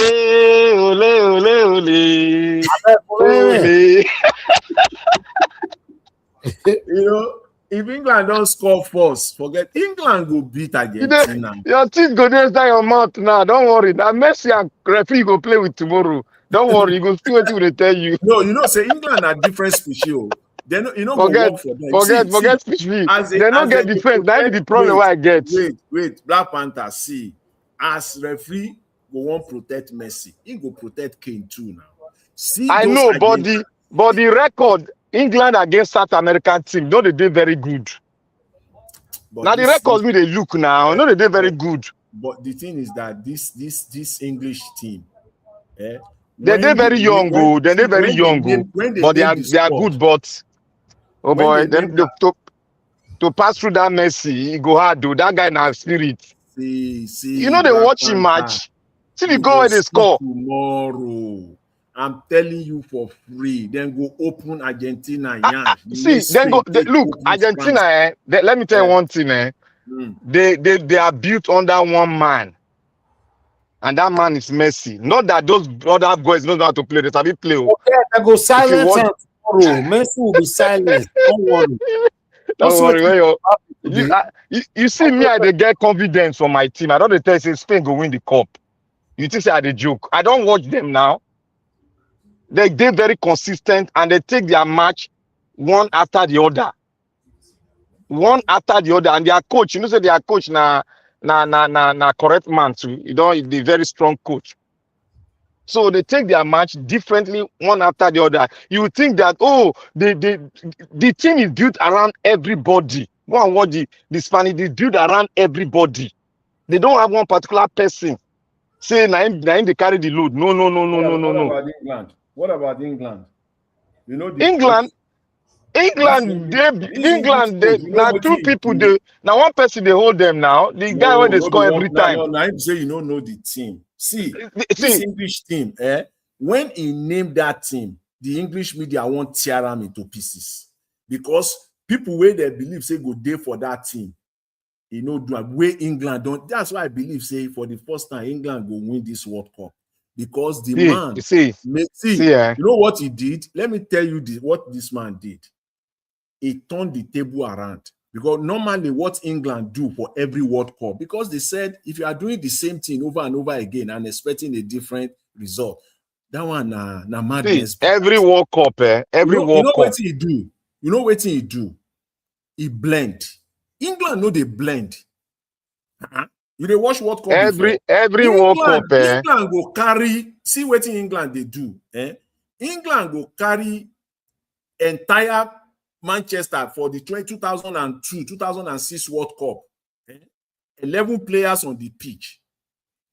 9 of them are Manchester United players. Now only the but you not go blame the coach now. Now only Gerrard now he mix it up. See, Oga Jonathan. Every World Cup, England is always on top 4, top 5. You can't take them away. But it just be like when Arsenal is always on top for Europe, top 10. But when it gets to the stage where you would expect them to do the needful. That quality, that plan, that technical plan, they will just bust and lose. Look at what Spain play today. They take friends, run around the whole field. Just lock on that their main active man, lock and down with 2 people. They tire. Not be say come. That is a technical pattern. This English team, man, they are good because they are youthful. But the problem that we have, if they were able to, they're not in Mexico. They won't play with Argentina. Argentina is used to any kind of attack you won't give them. They should just hold Messi. Argentina, see, you know Argentina game. If you watch them, they are very aggressive, and I predict, say, for this match they will get red card. That's a prediction. We might come. Argentina get red card with the people they get for FIFA. I don't want to get the red card. They are very, very aggressive. Very, very you aggressive. You touch Messi like this for that match, you go blow penalty. Watch now. You say what think the analysis where Chris talk here. Which England not go allow? What did they talk? You think say they go allow him to even do anything serious inside that? Why not go do? No. If the English team, man. If the English team, Messi go flow. What are you saying? You just say England? Let me tell you, now one player team. No, England not be one player team, but they get one person, they get one joker for that team. Where we say if he stay tough, now they always score their goal. You know the person they talk now. Bellingham. Yes, now. If they lock him down, if they lock the guy down and lock that veteran down, whether not can be name, what is the name? They don't finish now. Okay, so what if they lock? What if they lock Messi down? If you want to lock Messi down, you go give an injury. Finish. Injury. For real? You don't know. Go watch all the match now. This is where they talk. So I can't wait till tomorrow. If you don't give Messi injury, if you not go look at Nigeria versus Argentina, you go know the pattern when Nigeria play for that match. You go see what in Nigeria man and their main striker. You go see what they do Messi. If you want no Messi, no play am suffering. Not let coach take advantage of you. Just hide yourself, give and crack and down. That's all. Black Panther, for La Liga before Messi come to MLS for La Liga, then they track him down. Now na league now, you know say league now. Everybody now head the hot. Frustrate them. Now that one a league, they know I'm way for league. But if when they play for Barcelona, you know they see him when they go hold on like this, he go just go stay for one corner, he go play short, he go just center. The guy needed like tortoise. That's what I said. He will have to play outside the ball because he has the capacity to score from outside the. Thank you. Now you they talk. Now you they talk. See. All those ones for 90 minutes, he go get one chance like that. The rest, you go see how he go they play the shots now. Okay, look what Norway do. Look what Norway do. Norway go give a chance to play that game. See what Norway do. Norway do mistake. They go give a space, make it play short. You know they see that match. If they come I know Norway. The match that they play before Norway when he scored 2 goals. You mean Argentina? Argentina match when he scored 2 goals. If you look at me, if you give him 18 yards, make he do that in leg in leg over, he go walk out, you can't drag and go corner, you can't spin the ball. If you give him that chance, he go score. If you see, he go score. Let me tell you, start from the beginning of this World Cup. From the beginning, the group stage. See the team where Argentina play. Now I won't make you look. That one not the matter for World Cup now. You know that one not the matter. Waiting. You don't even know football, sir. This one. You know the matter for World Cup. Now the small team they beat Argentina. You know that one. When small team they always beat them. When Brazil play 80 and Scotland, they dance all over the place. Their first serious match, they knock them out. See, Argentina for this World Cup have never faced any the strongest opposition that Argentina had faced. So can't you, Black Panther, you know football at all? I know football where I dey chop am, I dey drink am. Let me analyze it for you. Argentina, their group stage, that's what has been happening now. This is their Oga Jonathan, you dey watch Argentina, me I dey watch Messi. Argentina, wait now. Argentina play Jordan. Argentina play Austria. See, Oga Jonathan. No, if you say make you come out Messi, make Argentina play England go win. You know they understand me. If you watch who don't score goal, 7 goals in a row, average of 1.5 per match. It isn't a joke. You see, in a team that is built around one man, such team is easier to lock them down if you have a good coach. You don't reach semi-final now. England go feel lock them down. The way they lock when France meet a good coach, see how they lock Mbappe, see how they lock him out today. You will see France, not be say that their coach na veteran now, not be say good like that. Now veteran. See, Argentina for knockout, they play Cape Verde. Even though Cape Verde came out strong, you know that Argentina will pull it off. Cape Verde show them pepper now. The next one, you don't know. Cape Verde not show them pepper. No, Cape Verde not show them football. This is not a moderative discussion. Anybody on the panel, you must come in by yourself. Yeah. Anybody on the panel must come in by yourself. Let me my brother Chris, I bet tell them waiting England will play against for fit tomorrow. Let me round up. Let me round up on my submission so that you guys can take over. In just 1 minute. Let me just round up. I don't want to do that. Hello? When I see this match. Let me say this. You see, I think who is that? Oh, Mr. Chris Dublin. Can you mute? I don't know. Dr. CMD come yesterday. I tell him he return this gadget, give him. He no great return him. No, in gadget be safe. Anybody of us they on. In gadget go to make noise. No, once in turn on. I was talking on let me just quickly say this, just a minute or so, and then I'll leave. I've said my beats much earlier.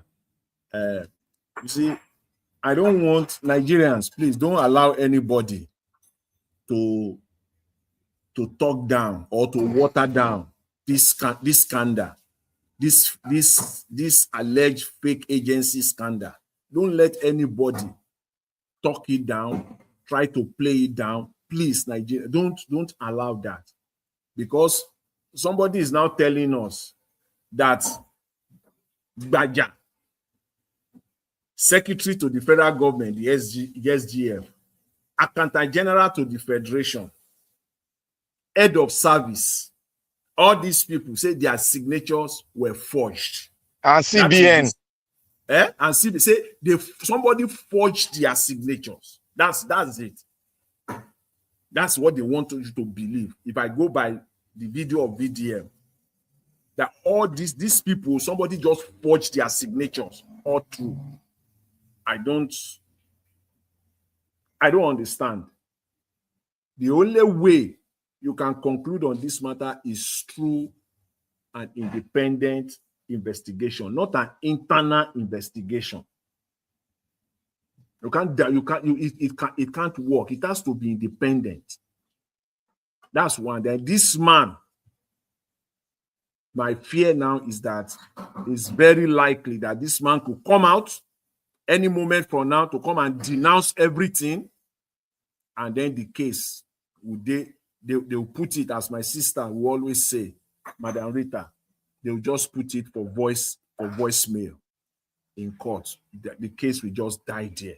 Nothing will happen again. Till Tinubu finish his term, everything, nothing will happen again.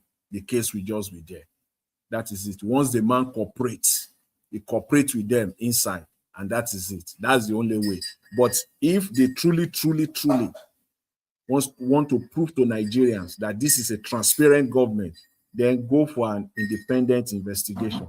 Let Nigerians know exactly what's transpired. Thank you. Thank you, Oga Jonathan. Yeah, I give my speech. I want to thank everyone, thank Nigeria Watch for giving this opportunity again, once again. May God continue to bless you. I want to thank Mom in Diaspora and thank everyone out there. May God give everyone the grace to continue in this fight. We are not backing down. Neither is PO backing down. Anybody talk about backing down, you are your own. Because we started it, we have our path to follow, we have our destination, and we are not deviating from our destination. Simple as ABC, finito, QED. I want to say here that first of all, I will talk on VDM issue. I've spoken, I called him, said something. I said, VDM has not finished his investigation. And let me give him advice. As a brother, you don't come outside and speak and say, when there's a big issue concerning the entire country, concerning the foundation of our country, concerning the people's house that is being decimated, you don't come out to say, this person, oh, it be like say no dey guilty. You don't say that, brother. You don't say that. You are working on people's mind, and you are helping in dividing the people instead of putting the card down. And you have not even put the card down. One, this is my advice. If you are following a trail, and if you are doing an investigation, you've always been doing it. You don't drop the antecedent of that person. You start from that place, then you track it down. If you track into one portion, you hold on. If you have something that is your instinct is worrying you, then you not do other investigation. You don't declare that man not guilty when the case is still roving around his head, and you know yourself that this thing cannot be done without one. If the president, let's say the presidency does not know, the chief of staff must know, he will be involved in one way or the other. Two, CBN, they have a special account. CBN got the alert and gave it to them.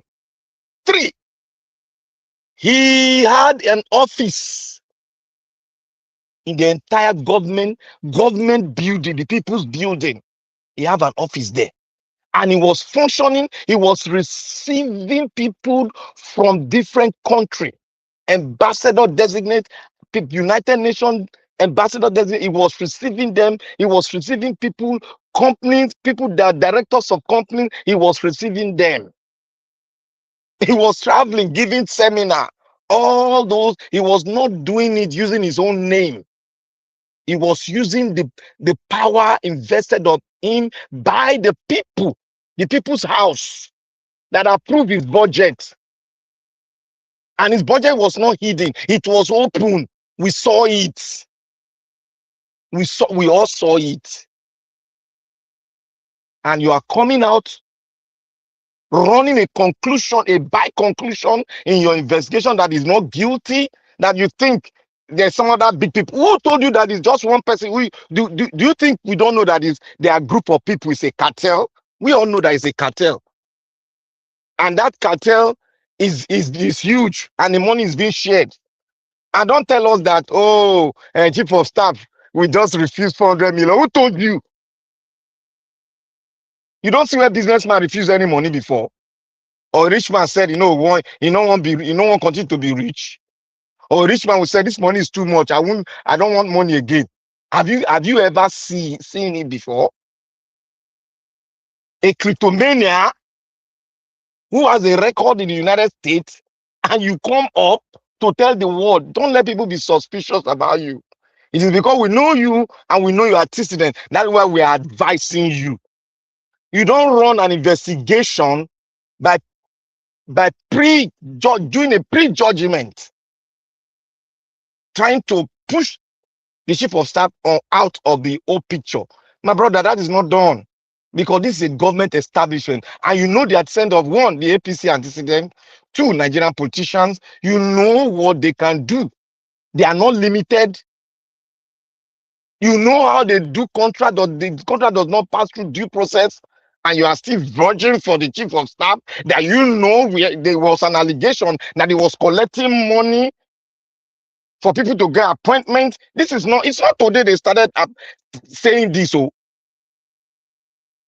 the allegation has been on his head before. The first one that came on his head, it was on him before. If you guys can remember, there was an allegation that was that he was collecting money to give people letters of appointment or to see the presidency. They debunk it. Now somebody has come to prove it. We might not say confirmed. Let us now continue the investigation and follow from the antecedent of that man and his kleptomania characteristics, and look at his record in the House of as a speaker, look at his record and now track it down. And look at what he said, his character as a person. Where he told the politician, go into ADC and dismantle it and give them trouble. Is that the character you want to verge for, that you are investigating? Now, oh, we think it's not free. It's not involved. Man, they don't think. You have to follow the trail and run your conclusion. You don't think don't use logic to push his picture, Gbajabiamila picture one side. No. That's why I told you that you have not finished with your investigation. And I want to go to Arise. You see this syndrome. Nigeria, have always said, he said, when something happened today, you say move along. I don't know how you pick the language. You say move along. Something happened. A governor came out to debunk it and gave the whole country, the whole world, that this is a trail. Something is fishy. A red flag. We call it a red flag. He gave a red flag. And you people now just sit down. Una no dey even go investigate as journalists. Una no dey go for interview. Una just sit down for one corner. Una no dey spend money. Then they pay una. Una just sit down. Say, oh, the people have been said, so therefore life continues. Then tomorrow, when one politician thief now, you can say, oh, they are bad. They are bad. Are you not hypocritical? Does it mean that when the people now comes out of prison, then, oh, we thank God they came out? But in thanking God, is it true that these people were really kidnapped by these people? Look at the trail Oga Jonathan gave. The thief went to the house of a thief yesterday. And today, what the thief stole yesterday came out the next day. What does that tell you? What does that tell you? And you know the antecedent of this Alimedi Sheriff, that is a sponsorer, not only a sponsorer, he created a set that is functioning in a functioning in a full regalia of terrorism in Nigeria. And now you now sat down and say, oh, it is, don't make it politics. Don't make it politics. You just sit down like bunch for inside one house, not only do investigation. Me and I say I knew more better than you people in journalism. Better than you people. Better, 100% better. You cannot just sit down. In fact, we just sit down and be talking as if it's an authority when it comes to the things of a nation where we grow up together, where we come outside fight. as a student. We almost submit our degree because of the country. And you now come outside when you know the antecedent of these people and you know what they can do. They are never truthful and they will never change. And you are coming out because they've rescued the children. Yes, all of us were involved because we're speaking. But we know inside of us, because the trace has been coming on the track, we're following the track, that these people are not, they were not kidnapped. We'll be saying it here. We've saying it in Nigeria. Now, these people were not kidnapped. Something is going on here. So, what happened to you? What happened to you, Rufai? What happened to you? So, we should let it go.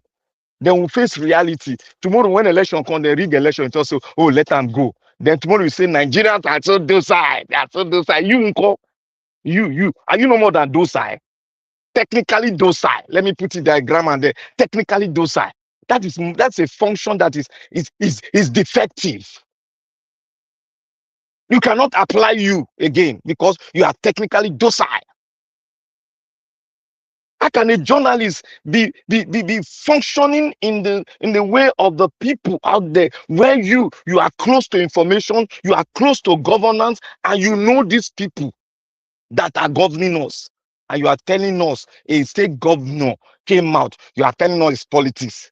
People that took them out, let them show all the picture that the people they buy in that tree where they went to rescue them. Let them show us. Since we don't the ask, they never show the person they buy. The people they arrest, they never show us. Let them show us the body.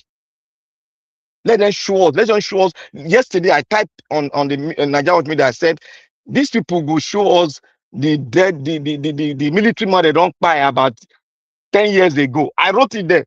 And today now, somebody debunked the person where they show us saying I ain't buy for that. They say that person no day for that mission. That person don't buy about 6 months ago or thereabout. You can see, we can easily say something about this government because we know the antecedents. They will never change. The way they kidnap bring back our guests is the same way they did this one. It's not a new thing. Why are we surprised? They want to use it to score a political gain. They say that they are not securing our people. So they kidnap some people. They sacrifice. Now today they sacrifice Nigerian lives. They now bring them back and everybody say, hooray, the government is working. Simple. That is what they want you to say. And people are already saying it. The Mumuism, they're already saying it. Oh, the government is working. The military with the government, they are now working. No more trace of blackmailing, backstabbing again. You see all these things? They are trying to wash away the sin they did by bringing in Boko Haram into the military. That is what they are trying to wash away. But we will not wash this away as long as they still keep on dealing with Alumon the Sheriff, who is a terrorist. It will never stop. This thing they are doing will never stop. Thank you, my brothers.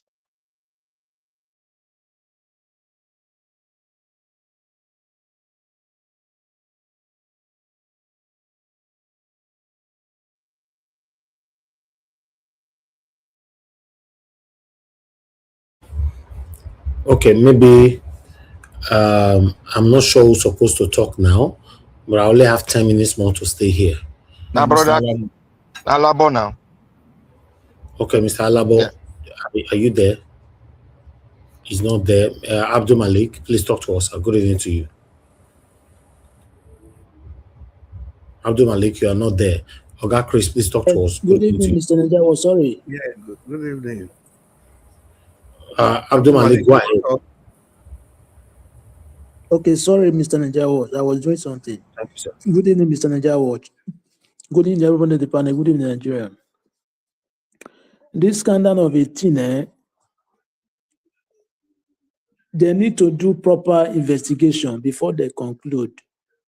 You cannot conclude who is involved, who is not involved, without thorough, proper investigation which is done. Yeah, because now everybody that is talking is like you are giving your opinion. You don't really sure what you are saying. We don't know who is involved, who is not involved. Let proper, thorough investigation carry out before they know he's involved, he's not involved. Yeah, it's very important, it's necessary. Anybody that is talking now, you don't really know because you are just predicting, it's like you are guessing. Yes. What about you say this one is not among, at the end it's among. Or you say you exclude this one, at the end is included. Okay, what are you going to say? That is the reason why you need to be carry out properly investigation before they know it's involved. Yeah, you see, there is something I did not even watch your representative, what you present.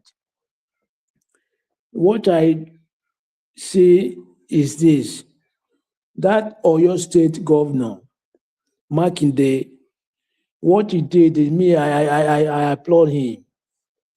Yeah, because if you take a look, the way those children were released is suspicious, yes. According to the information, they went to go and arrest the kidnapper relationship, right? Families. How did they know the kidnappers' family and relationship? That is a question. How did they know them? Yes. How did the government know the kidnappers' family and relationship? Yes, how did they know them? That is the reason, according to that, after they have arrested the family relationship and family, that is how the kidnapper released all those students and teachers to government. There was no rescue. No, there was release to the government. They dumped them somewhere they call the government to go and take those people away. Okay, you know those people relationship, right? And family. Why can't you do as you do Oyo State? Why can't you do other places like Borno State or Kwara State? There are still some people that are into captivity right now, right? Okay, why can't you do the same thing? I don't know why those Arise TV, they are blaming this Makinde. Do the right thing because it's no suspicion, it's true. It's when he announced that he will contest for presidency. That is how they want to spoil the state for him. Yes, those APC, they are using terrorists to play political this in Nigeria. Yes, it's not normal. They are the terrorists. They are the ones that terrorize Nigeria. Because you cannot tell me you know the family of terrorists or kidnappers relationship. Okay, how do you get to know their family? It's a question. How do you get to know their family? Without Bito, you know the family of kidnappers and they are the terrorists. How do you get to know their family? But Nigeria, we don't ask questions. Everything we see, we fear of concern. We don't even care. Gumi said it before. The government know the kidnappers by their name and by their address, and it is true. This one really showed me that it's true. What Gumi says is true. It's true. May UN go and investigate. Yeah, Makinde did very well. I applaud him because they are using it to do politics. Okay, let them go and rescue those ones that they are in the Borno State or Kwara State. Why can't they do the same thing? The operation that they take in Oyo State, why can't they take the same operation? They are the kidnapper government. I don't really. This Tinubu government is like this deceptive type of government. Anything about this government, don't believe. Don't believe anything unless you really verify before you even say something. Sometimes you will say something at the end, you will be a fool. Yeah, that is what I say. Because look at yesterday, I was watching when Oji, that man sent you video, right? Because I already watched the video from Alhaji, English Alhaji. I want to come in yesterday, but I just feel like, let me not come in. That guy was lying. That Yoruba guy that was talking, he was not this lying. Nobody, no fly was buying that mission. There was no rescue. There was release because of their family relationship was arrested by government. That's why there was release. But the guy was lying that one general is lie. Don't believe anything about those people. Most of those bloggers now they spread very false lie. Majority of them don't talk true. Unless you really verify before you say something about them.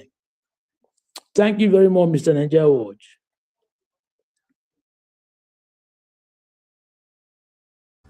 Okay, thank you. Thank you, Abdul Malik. God bless you, sir. Oga Chris, you're there?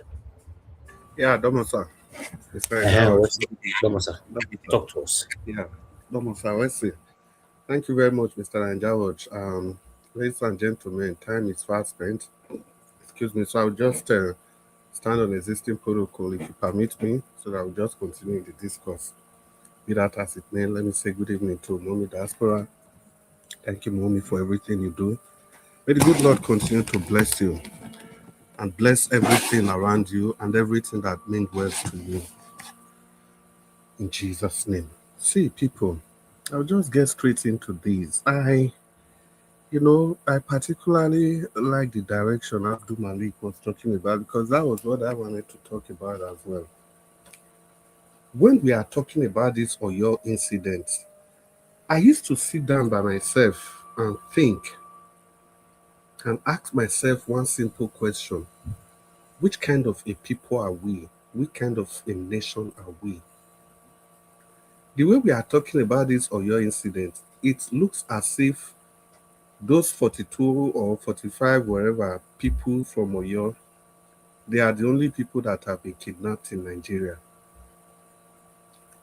I'm not talking about the general population. I'm talking about the party in power and the supporters of this party in power. The way they keep saying this Oyo thing, it looks like it's just as if it's one fantastic thing that they've done. First of all, the kidnapping, the events, the circumstances, everything is shrouded in secrecy and uncertainty. So to even take credit for it in the first place is even a wrong thing to do. I don't even give them credit at all. I'll be very stupid to do that because there has not been full disclosure. The events, the circumstances, they are all questionable. So I have to make haste cautiously before I can ever say they've done well. Let's look at the bigger picture.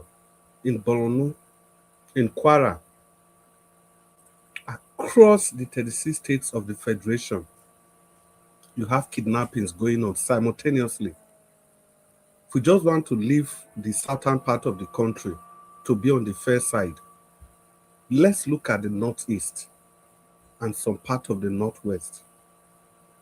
As we speak, there are at least 10 recent kidnappings that have not been resolved. At least 10. If the tactics is a very effective tactic, so why are you people not replicating it across the nation? Thank you. Thank you. In my view, that kidnapping is completely political.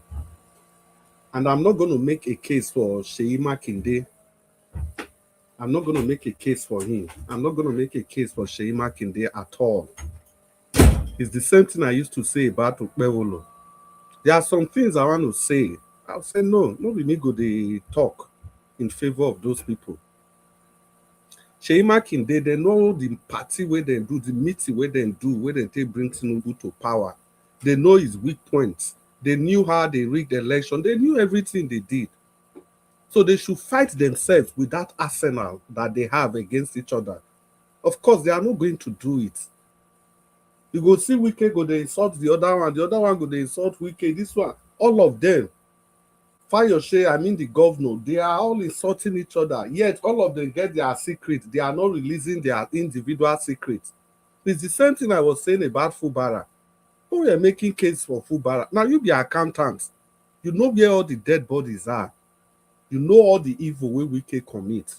Why you not release them? Even if you not do them directly, why you not do them indirectly? So Sheyman Kinde, that is just for you. The government should replicate this if they are really sure that what they did was effective. They should replicate it across every part of the country where kidnapping has taken place. It is that easy. It is that easy. That is when we can start giving you accolade. Because I'm even surprised. Not your Nigeria was they talk yesterday, so the way people they analyze them for Arise TV. I don't know, sometimes, well, that was the talk. Sometimes they just want to play along. I don't even want to mention Rufai because I know the guy is trying. But look at the way Rufai was analyzing the thing yesterday with the way they were clapping. I was beginning to wonder, am I a different person or what? Are these people not seeing what they should see? For God's sake, journalism, they are supposed to be the fourth estate of the realm. If you want to give government accolades, it's that hard to give them accolades. There are better ways. You praise the tactics that the government use. That's good. These tactics that you people have deployed in rescuing these people, replicate it across the 36 states. It's a very good tactic. You praise them for it. But you not challenge them to replicate it. Everybody just the club, or joke with the club. Come on, we can do better than this. Because if we continue like this is how we are going to be as a nation. We are going to keep going down. And that brings me to the opposition again, the NDC, the ADC. What are you guys doing? Even after congratulating Tinubu, can you people not pressurize the government that they should do the same, they should replicate the same across the nation? How can you even strike the balance? In Oyo, you go to the people's house, you are arresting the relatives of the kidnappers. But in other states, you are giving the kidnappers amnesty. You are rehabilitating them. To be honest, all these things, they don't add up. So I'm calling on the opposition. The opposition, you should do something. When the Chibok gets happened, una hear Rufai talk and even fire me. They said yes, they have to campaign with it. It is not their responsibility to be singing the praise of the government in power. That's where Rufai talk. When they interview him, say this thing, are you not using it to, are you not weapon, you are politicizing everything? Said, what do you mean by politicize? What do you mean? That is not his business as an opposition to be speaking the goods that the government has done. Not even to acknowledge. This one, because the opposition, they want to be politically correct. A little to the left, a little to the right. Nobody actually know where people stand. You can thank God. If I'm an opposition figure, I can thank God that the children came back. May the soul of those that we lost, may God give the family the fortitude to bear the loss. Simple as that. I don't give credit to any government in power when there's no blueprint of everything that happened. When I cannot even ascertain what happened, how did it happen? The dramatics personnel, who are they? I'm not going to give you any credit. Then I will charge the government as an opposition. Incite Nigerians that, look, let's beg this government, since they now find a winning formula, they should use that formula across the 36 states of the Federation. Talking about a winning formula, that brings me to, very dark man. Unfortunately, I don't know. I watched that video yesterday, but I didn't see it play today because I'm just coming. I watched that video early this morning. Yeah, early this morning after the broadcast of yesterday. I was lost in emotion, number one, and I was lost for words. If I say I was lost in emotion, I say that with all sense of responsibility. Because I was like, okay, should I be happy for Very Dark Man? Should I be sad for him? Or should I be happy for Nigeria? Or should I be sad for Nigeria? I was lost. I didn't really know what to do. The reason I said that, I say this with all sense of responsibility, is because, you see, when it comes to very dark man, this is somebody that has exerted himself in the public space of Nigeria. He has almost attained the level of a messiah. So I thought that he ought to be more careful before he does certain things. And one of these is the case of Femi Gbajabiamila.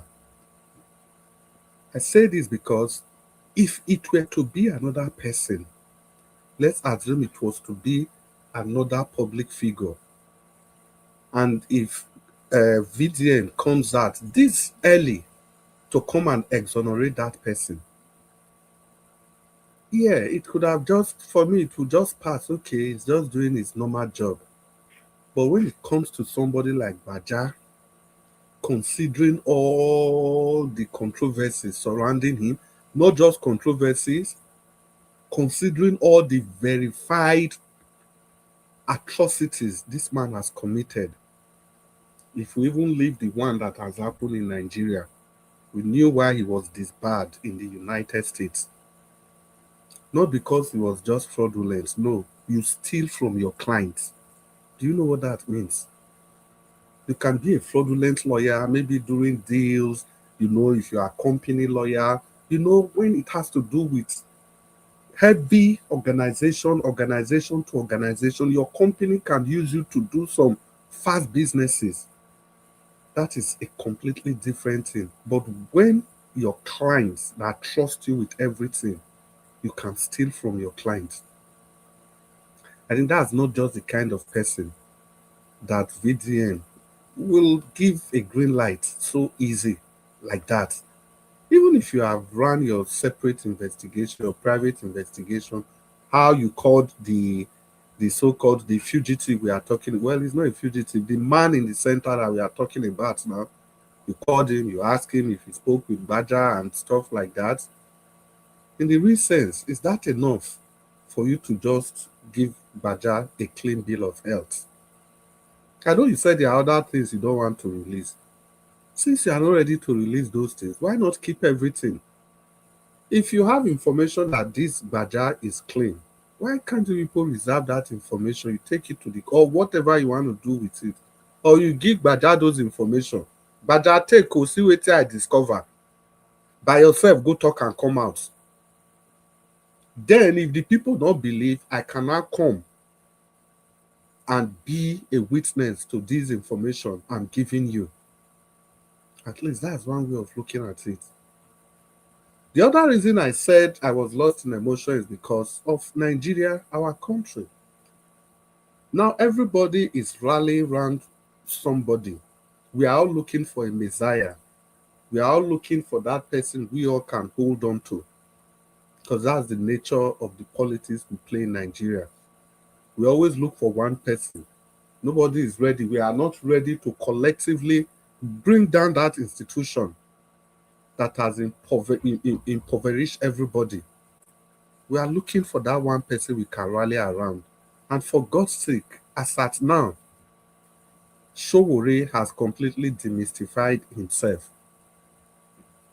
VDM seems to be the only person that cuts across every divide. The messiah that Nigeria, I'm not saying Nigerians, I'm saying Nigeria, I mean the country now, Nigeria, is looking up to in terms of human rights, in terms of activism. I think the guy keeps dashing the hope of people. I don't know.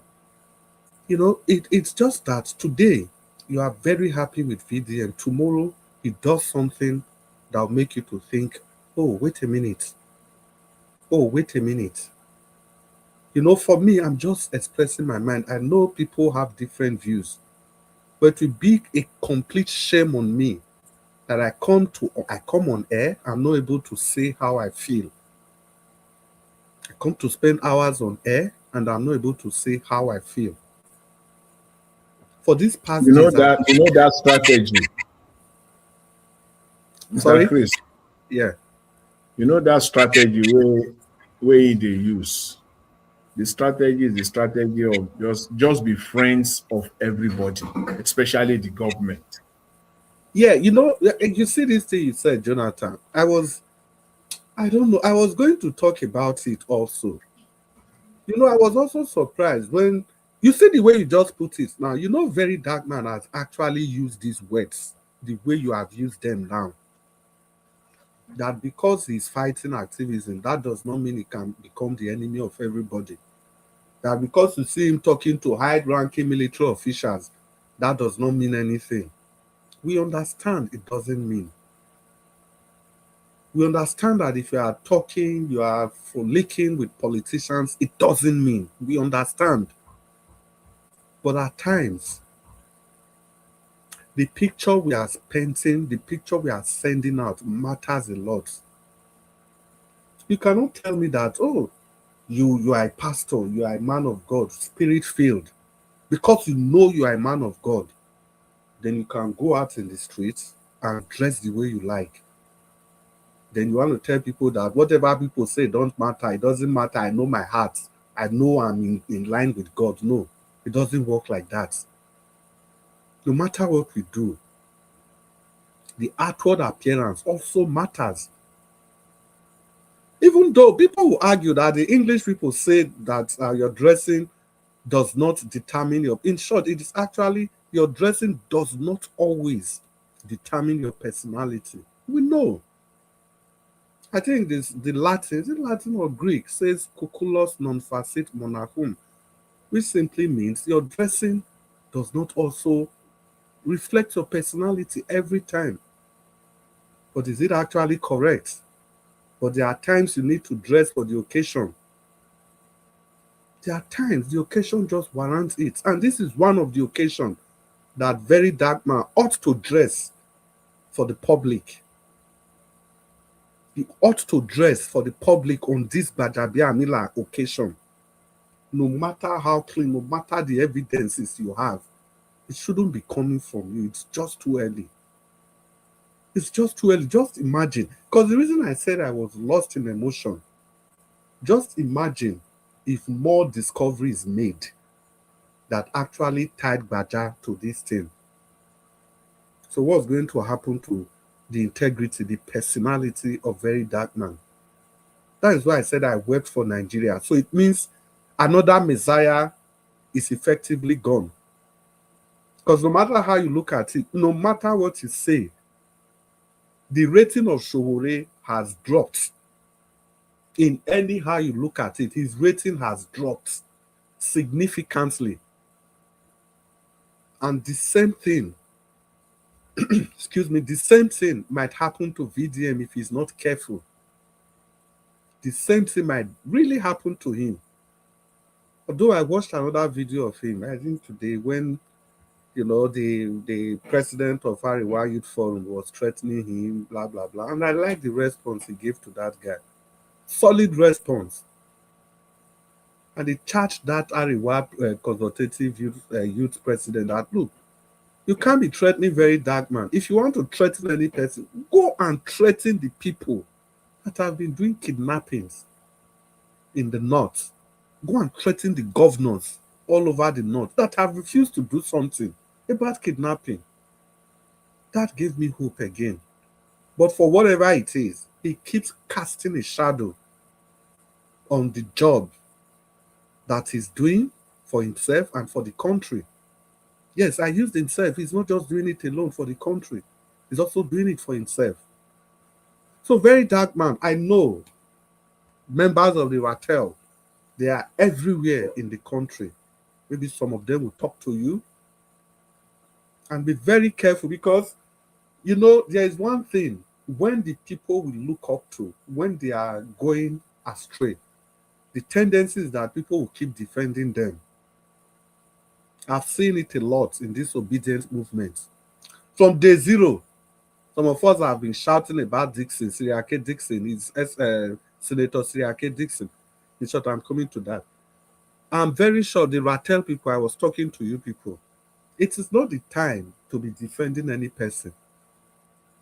It is the time to also let your leader know that, look, I'm not saying he has done something wrong,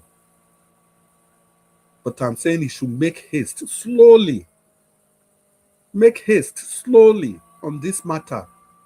Be in a hurry slowly, because so many things are still unfolding. You cannot tell me somebody that a crime that involved every single institution of the country, every single department of the presidency, this crime touched every aspect. Is it from the head of service, accountant general, auditor general, the central bank, the senate as a whole, the senate committee as a body, senate committee on appropriation, senate committee on this, senate committee on that, everybody affected.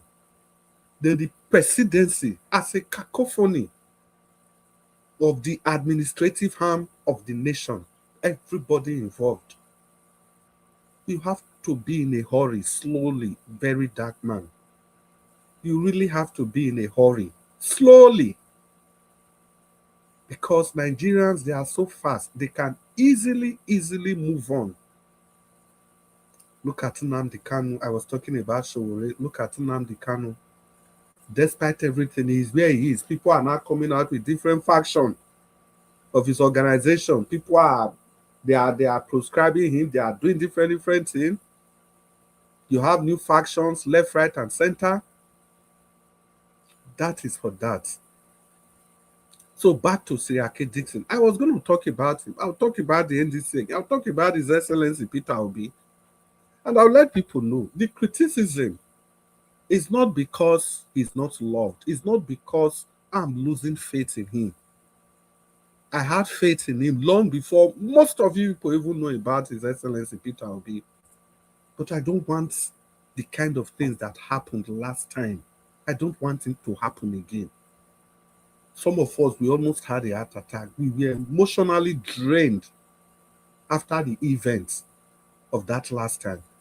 It was a clean and clear victory. The only thing we were not able to navigate was how to get our hand on that victory cup. And we allowed some ragtag thieves, the INEC chairman, Tinubu and his gangs of thieves, to snatch that victory away from us. There are so many places we could have gotten it right.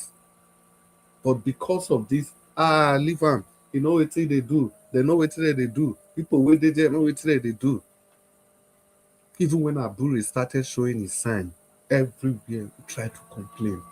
Attack. So, I don't want to be analyzing how we missed it again in 2027 after February election. I don't want to come to this platform and be analyzing how we miss it.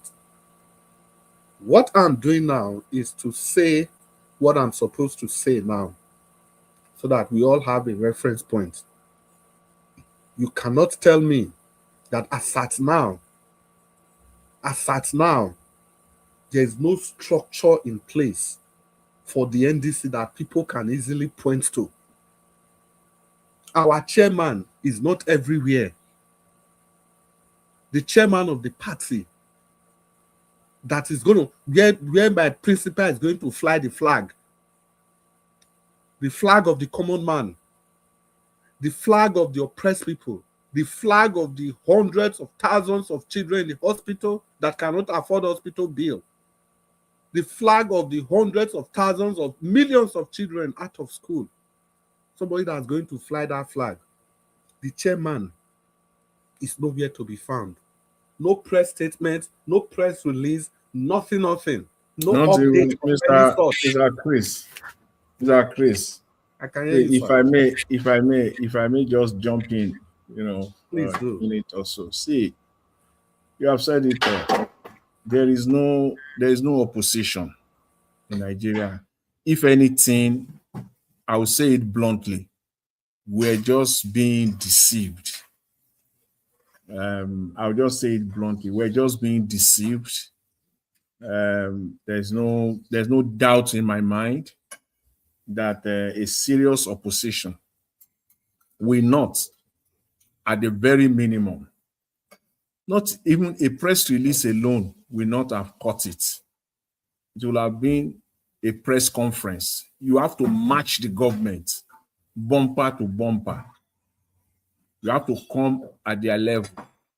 It's not just it's like a press conference on this release, these children that were released. A press conference is the starting point. You have a press conference that the media will be seated, and then you will present your own side of the story as an opposition.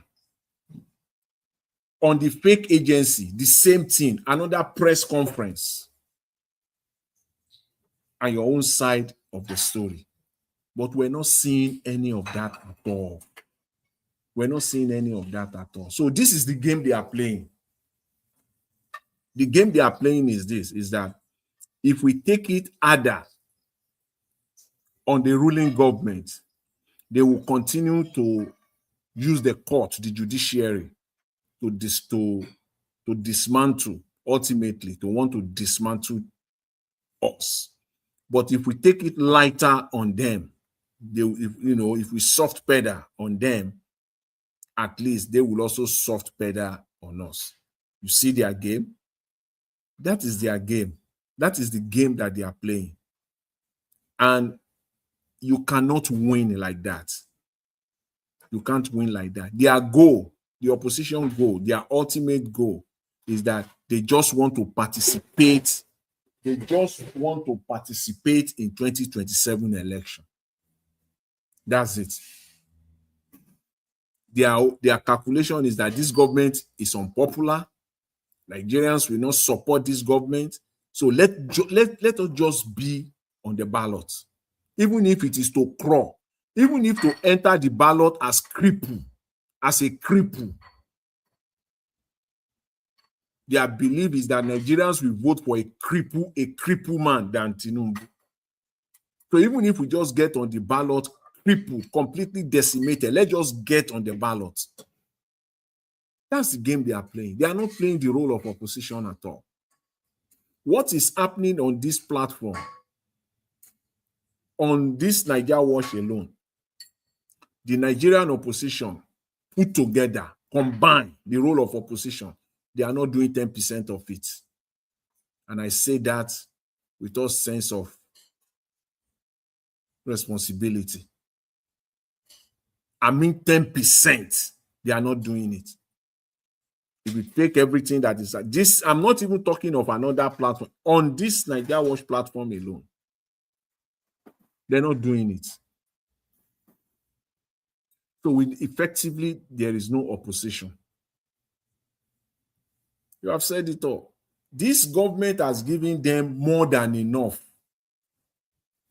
More than enough. They should, you see, there is no way that Tinubu will end up being the only man on the ballot in 2027. Forget about all those smaller mushroom political parties. There's no way. There will be another party, whether NDC, whether ADC, whether all of them together, there will be.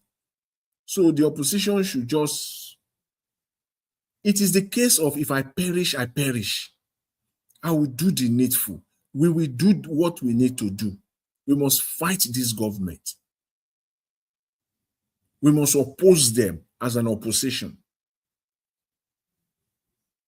You cannot be clapping for them because all these things we're talking about, because in Nigeria, all they will say is that you are eating up the polity. You are just eating up the environment. You are not patriotic enough, and not let it be so. Counter them if they are patriotic. What is happening in the country now? The state of the economy. Everything they have done, is that patriotism in any manner at all? Is that patriotism? Destroying the country, demarketing the country. We just don't have an opposition. We just don't have an opposition. And they are playing safe. That's just what they are doing.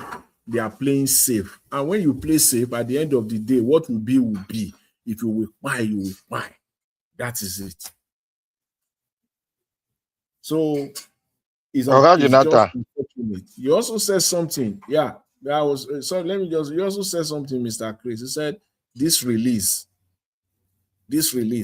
Why can't they replicate it across the length and breadth of Nigeria? Because it is across Nigeria that kidnapping is happening. Why can't they replicate it? In addition to that, what opposition should have come forth and demand? I don't know what is wrong with these people. Sometimes, you just get agitated, and to a point you just have to get, you get to a state of anger as much as you are supporting them that they can bring change. But their actions, inactions, will just bring you to that state of anger. What is it that you have rescued the kidnapped victims? Good and fine. They are now with their families. Good and fine. The kidnappers have been arrested. Where are they? That is what the opposition should be demanding. Because of your silence, you are just the opposition. I see them as an enabler. I see them as an opposition that is incapacitated. They can't do anything. Why are you not demanding from day one that we want to see all these arrested kidnappers in the court of law? What is the difference? Okay, this man now, this Adeyemi of a man now, you arrest them, you've arrested the man, fine. You will see the man, they said they've charged him to court. They paraded the man. We saw the video. The police paraded the man and they released the video for the public to see. Where are the kidnappers? Is showing their faces on TV jeopardize the investigation? With Nigerians just seeing them that these are the faces of kidnappers, so these are the faces of the Ole and the Ojibole, so these are the faces of those that are disrupting Nigerians. So will that jeopardize the investigation, even if that is what Oga Jonathan. Yes. You see, sorry to cut you short. You see the arrest of that guy, and they are taking the guy to court. That is just rubbish.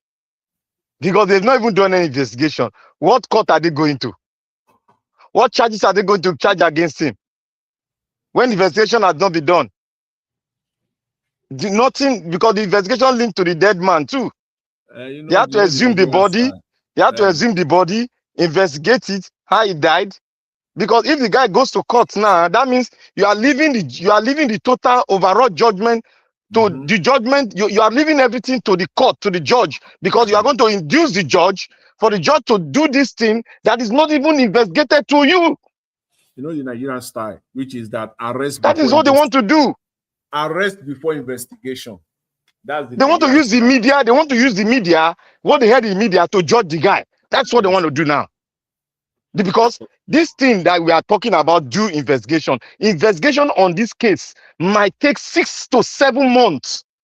Even if it doesn't, because it has something to do with the Senate, House of Rep member, because these are due process. Every budget goes through. Even the presidency they will call him for him to drop his own what he knows about it. Yes, they do call President Trump to write to them what he knows. FBI do call him to write to them what he knows about any situation. And he write and he send a lawyer to go and drop it. So what is so different when something like this is going on and they say they charge him to court? For what? Tell me, which case they charge him to court for? For what? Which case? You see, if I say then this say, well, Nigerians. You know the funny thing is that you are charging the man to court that he bribed, right? Who received the bribe? Where is the person that received the bribe? That is what I'm talking about. The thing long. You don't know, right? Who are the people that worked with him together to get to be able to perpetrate all this? Let's give the Tinubu presidency the benefit of doubt that Nigerians always very easy, very fast to pause. Give them the benefit of doubt. Let's just give it to them for a second. Let's just say that, okay, they don't know anything about this.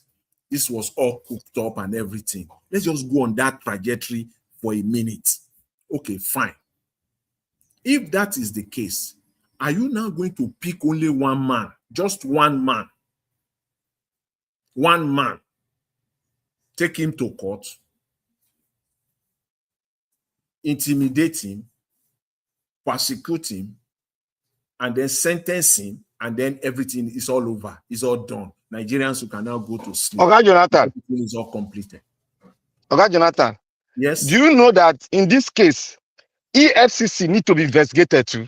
In this very case, so yes, no. EFCC, because there's a tray that they said that EFCC they took him to a place where he can take as his office, and Yes, something happened there. Yes, he said he's going to go to secretariat. So how did the DSS get acquainted with this man that they said is a 419? How did he get acquainted with them? Then the man will now identify who and who be the EFCC, where get acquainted with him, where take him to that house that they forfeited to show that it's going to take a long time. See, yes. Black Panther. This thing where we they do here, so this opposition where we can't turn to for this place. This one a work of the opposition party. Then go release press statements. No, but they not garnish am with politics. They are not hitting up any politics. In short, El-Rufai, when they asked them that question during the election in 2015, they say yes, that is the work of the opposition. Yes, now they are bringing the facts to the people. If the people consider say the politics is being heated, it's their own.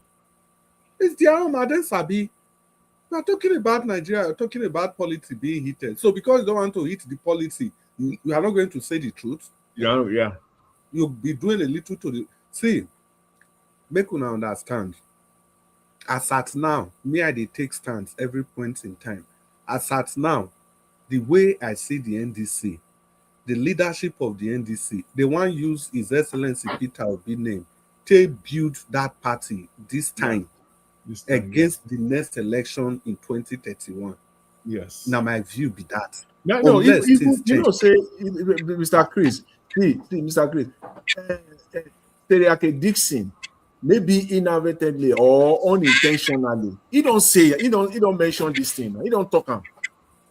Yeah, he has said it many times. In fact, when he was even telling His Excellency Peter Obi that they are going to have one pause, nobody will get extra. When he was addressing the people, he mentioned them. Just like you said, inadvertently. Nobody say just we don't know, he just talk him. He just talk him when he was trying to explain. On his own mind, he was trying to explain the way forward, but he didn't know that he was actually painting the picture of what his true intentions are. Yes. He was painting the picture. Yeah, that's a good word, inadvertently. You don't know, it just Shebi appoint some two guys the other day. About a month or a month and a half. Guys, there's no doubt. If you were here yesterday, you were not here. I called them out yesterday. These two guys, now you can see Oga Jonathan. This is the thing I keep saying. You are calling those people two guys now. Me, I'm calling them two guys. By now, their names should be on the lips of everybody. Yes. Their names should be on the lips of everybody. During the APC time, who don't know Laye Mohammed? I've been a Laye Mohammed. No. Everybody know him. Everybody, everywhere. Any day you open newspaper, a day break, you must see something where Laye Mohammed talk. Every single day. Those guys now, we are trying to look for their names. We don't know. You appointed two guys. What are they doing? Because they give them agenda. Now make people with the anti-Obi, people that were known as anti-Peter Obi, now you appoint. Even those guys, they pledge allegiance, say they are ready to go with war, to go to war for His Excellency Peter Obi. But the war is going on. Have you seen anything like that? You are pledging allegiance to me. You are ready to go for war. You are going to go to. You can go to war for me, and the war is going on. Do I need to tell you that? Okay, start fighting, and at the war we the war is not. The war is going on. You are not fighting. No, but you are saying you are ready to join me to any time. and the war they go on. So me I go say, Ghana, the war with this. So if you don't even know your job that the war is going on, then there's a problem. Which I for even they hear now, assuming I'm even hearing that the media houses, they are cautioning the NDC that they are talking too much, they should be giving credit to the government. Now you go know, say the opposition don't they do their work. See, during PDP can you time, imagine throughout today, yesterday, I was waiting whether I would see NDC, someone from NDC on Arise, on channels. I was just waiting. Nothing. See the airport incident. That airport incident. Nothing. NDC not release anything. Nazekari now he then send out say he's in the talk for Mr. Peter. You know. I know Mr. Ivy no can be say I am just like you said, inadvertently campaigning for Okpebholo. See the chairman of APC for Edo State. He is everywhere. He is everywhere. Any person will talk, the man will give him. That is how they should do opposition. That is how there's two the opposition. That is somebody they have asked so much. Somebody asked us one simple question yesterday. Who be chairman of NDC? Yeah, I'm telling you, if I'm telling you right now, for me, if I cannot instantly recollect the name of chairman of NDC, that means that's the test I keep giving to everybody. It's the test I will ask who is this person? What was his name? I will have to go to INEC website. I've done that. I've done that like 2 or 3 times. Forget it again. I'll still forget it again. I don't do them like 3 times. I'll go to INEC website. I'll go see his name. I'll see and go, okay. Then I'll forget again. I'll go again. Exactly. Exactly. Because there's no perpetuity. When this name is always there in the face of everybody. Today you say whether Alaji, so and so of the NDC has released the press release. Oh, is it not even funny? Is it not even? There are some names in Nigeria that they are not even opposition as we speak now. You know, we'll people forget them. Just because they have been in government for the past 3-4 years, or you can't forget their name. See the ultimate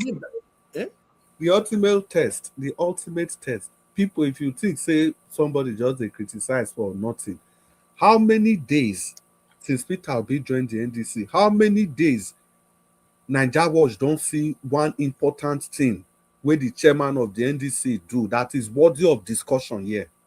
Say the NDC chairman don't do something, no, we can't bring and come here talk. No way. Because there's nothing. There's nothing at all to be discussed. You can't win a Tinubu like this. Honestly speaking, the time will come. See, I'm used to this because in this system in the Western world, where we always say at the end of this period, we always use the season to when you will shift. There was, we always say at the end of winter, things will change. At the end of the summer, things will change. And it is very relevant here. This summer where we did here, I'm telling you, once we enter September and it is still like this, there's no going back. There's nothing you can do anymore. I don't think so. Once we enter September, because all they want to do is just to do it the normal Nigerian style. They want to campaign for 60 days. It is those 60 days they now want to start going across the length and breadth of Nigeria, the jamboree, the rally, the campaign rallies, and all you see, the fun fair and all of them, because they are waiting. That's when some people will make money. Everybody, within the party, they want to make money. And the money can be that. But during the the obedience movement, the wave started from February of 1 year, 2022, all through. February or either February or April? started all through, obedient everywhere, till election. Now we have a chairman, he's there in the Senate, he has people around him. All they are doing is how to give people tickets, how to hold it very tight, how to make sure that there are people. I don't know. To be honest, I don't know. And the people that are even willing to work, you are kind of slowing them down. You are giving them rules and regulations that are not even necessary in the first place. They are just banking on one man, Mr. Peter Obi. Yes. That's all they are banking on. Nobody is ready to work. Nobody is ready to do anything, to do the work of opposition. They are just waiting that Mr. Peter Obi, people will vote for him, and by extension, they will vote for them. That's it. That's all they want. They are banking on. It's going to happen like that now. Isn't that the sad part? They are not ready to do anything. They are not ready to do anything at all. At all. I call it blessed votes. They are going to get blessed votes. Vote for Peter Obi. No opposition at all. At all. That's what they are. No opposition. You people never congratulate me on my match. I won my match. Which match? Which match? Spain is Espanol.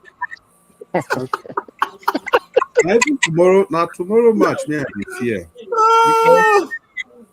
Tomorrow match, now they fear. Because FIFA, it's obvious. Say FIFA and Argentina, they are in the same bed, so then they the same WhatsApp group. You know. Yeah. All you just need to do.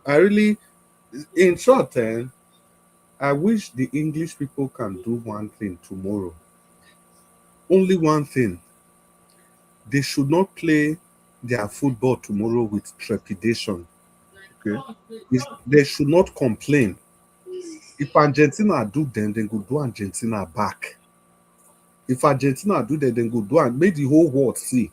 That's the way Argentina do you, so we referee not do. May you still do Argentina back. Let the whole world see.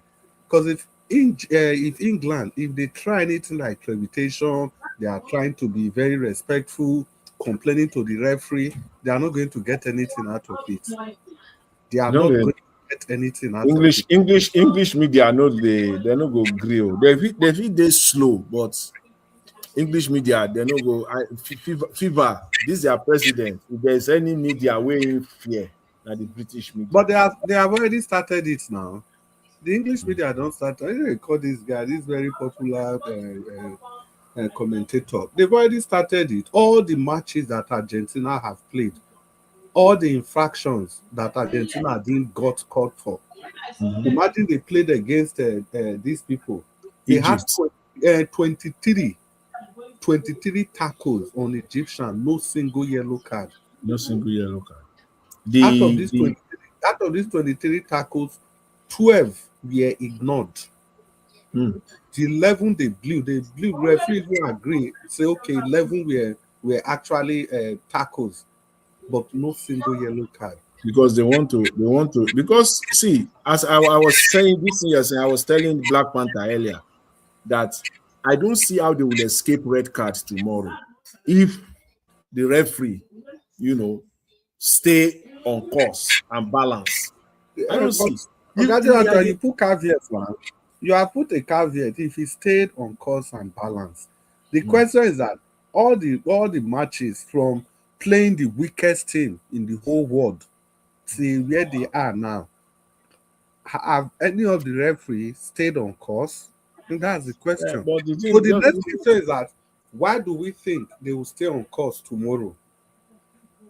They will stay on the referee because, as you said, see, England is what they bring that England will also bring. They are not playing exactly. This is the first for me as far as I'm concerned. Let me tell you guys, you cannot bet. Any of you, can you bet on England? That's the question. Can you bet? Bold, you pitch your chest, bet on England. Have you bet on England on this match? Okay, that's good. I love that. I've said it even before they played the quarterfinal.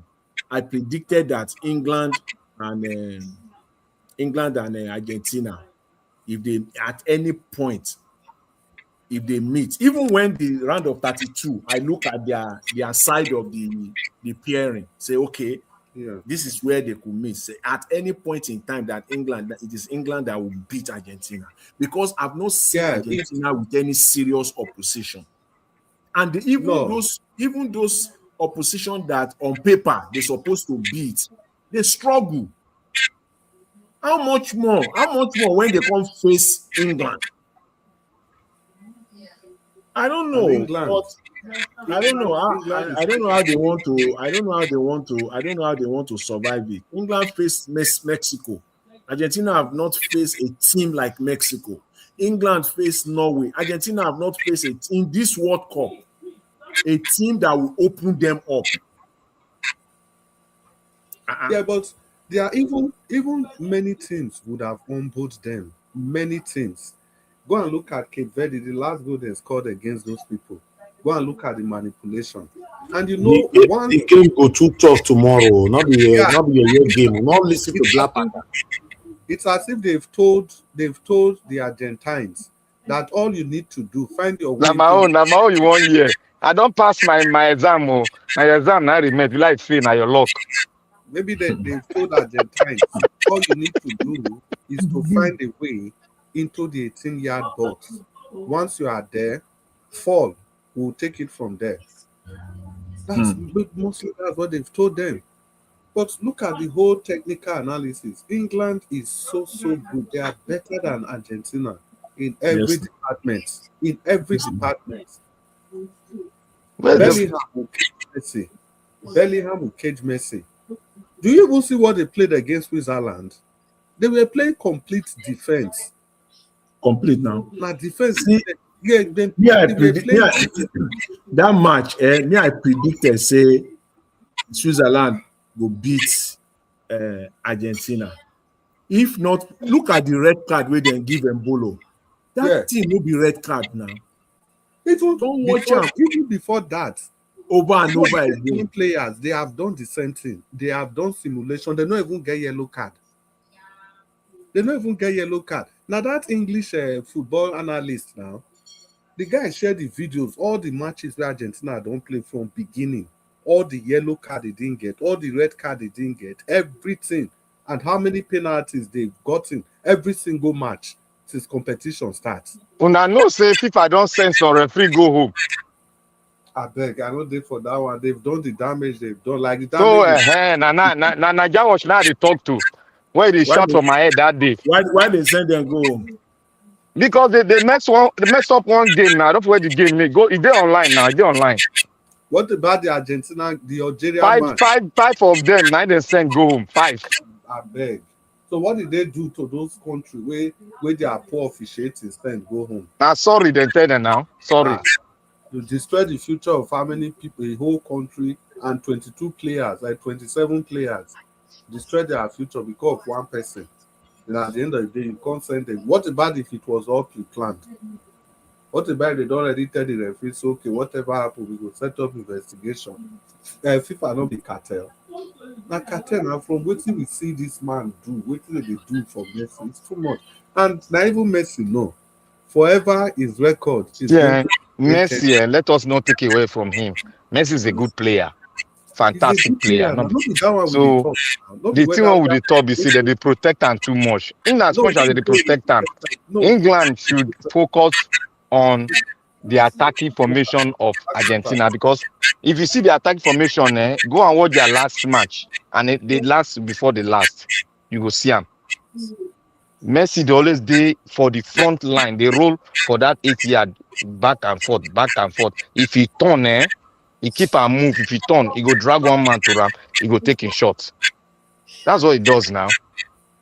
Blind shot. Now they take blind shot. Keeper no go see him. So make we know they take him away from them. Argentina squad. They have their pattern. Their pattern. They have it. As good as he is, that thing where he do so, when they take give USA player a red card, when he do against Algeria, as maybe he get red card there, maybe a country for not qualify. If we lose 2 matches now, For lose too much, so we for not they talk about Argentina today. You see now, some of the things where they talk with that. You see these statistics. They'll say Tinubu gets 7 million votes. At His Excellency gets 6 million votes. I see all those statistics. It's voodoo statistics. It's witchcraft statistics. Because we are now forced to be looking at figures that were forced from the beginning. Thank you. Thank you. You see, anytime I hear that thing on Nigerian mainstream media or anywhere at all, I just look at people that we are now analyzing forced, something that was forced from the beginning. Now that was forged. And honestly speaking, on one thing, maybe people don't forget. The only excuse where they get for people to say maybe they don't forget. Maybe when they make that analysis, they don't forget say election was rigged. Because you go say election, the person where they analyze them, he go say the election was rigged. It was not free and fair. He go say them over and over and over again. The election was not, INEC is not fair. INEC has not conducted free and fair election. And in the same interview, he go come they use that same result numbers. The same statistics. They analyze. Statistics they take, they analyze the election where you don't say day free and fair. They analyze the strength and weakness. I will just shake my head. It's just like sometimes you feel like say make you enter television, go to tell them say, are you okay? You stay. If you know say the election they free and fair, then you are free to be using the numbers as you like. But the moment you don't condemn, say the election is not free and fair, the same numbers and then you go now turn around, they say Atiku got 6.8 million. So I believe that Atiku will do better, blah, blah, blah. Tinubu got 8 million. So Tinubu won this, he won that. On the same thing where you don't say they're free and fair. It's not the same sleep where this guy do, Dele Momodu. It wasn't the sleep. They analyze everything. For the first time, just because they want to make a point, that Atiku is going to win. Dele Momodu say Tinubu won the last election. He say, although say Peter Obi not agree. Can you imagine? That one go eat his butt. You see, that one he don't vomit. You see that interview? Now he go be in snare. See, he don't set himself up. You see that interview where he did with Rufai? He go come eat him vomit. He don't vomit down. He go come back. I dey wait because he say Dele Momodu say Atiku go win Osun State. He opened his mouth. He say Atiku go win. Is it Ekiti or Ekiti State? He said Atiku win Osun State before. I said this man don't, as Wike will say, he don't smoke Igbo. He don't. Are you kidding me right now? You sat there, Dele Momodu, with all your experience as a journalist. I won't take that from you because you've been a journalist. Yes, I won't take all of that from you. But you're supposed to apply it now. You're supposed to apply it. Is it the money that they have laid your pocket with that is now making you to jettison your everything that you earn? What is it? Number one is the money, and number two, I'm very sure he would not want to do like the way he did for Buhari. Maybe he has already negotiated his position in the cabinet. So that's it. Of course. Now, if someone like if Atiku becomes president, see, of course now Dele Momodu go there for Aso Rock, Gidigba. He go there for Aso Rock now. That's you see. He said something. There are some truth that he said. He said it, but that interview, there are more lies, much more of psychophancy than the truth that he said. Another, say he confirmed, say Northeast is locked up for Peter Obi. Yeah, that was profound. He mentioned another truth where he talk for that interview, Dele Momodu say, see, the election in 2027, he say, as far as he is concerned, that Tinubu will not, Tinubu has no chance. That one, I think, say not true in a free and fair. No, it's true. It's true. No. In a free and fair See, setting. see, my brothers, before we start talking, let them give us the pathway. Now that pathway, now so now they will start discussion. Not be the just say, I think we'll win West, you go win South. How? Tell us. Give us the map.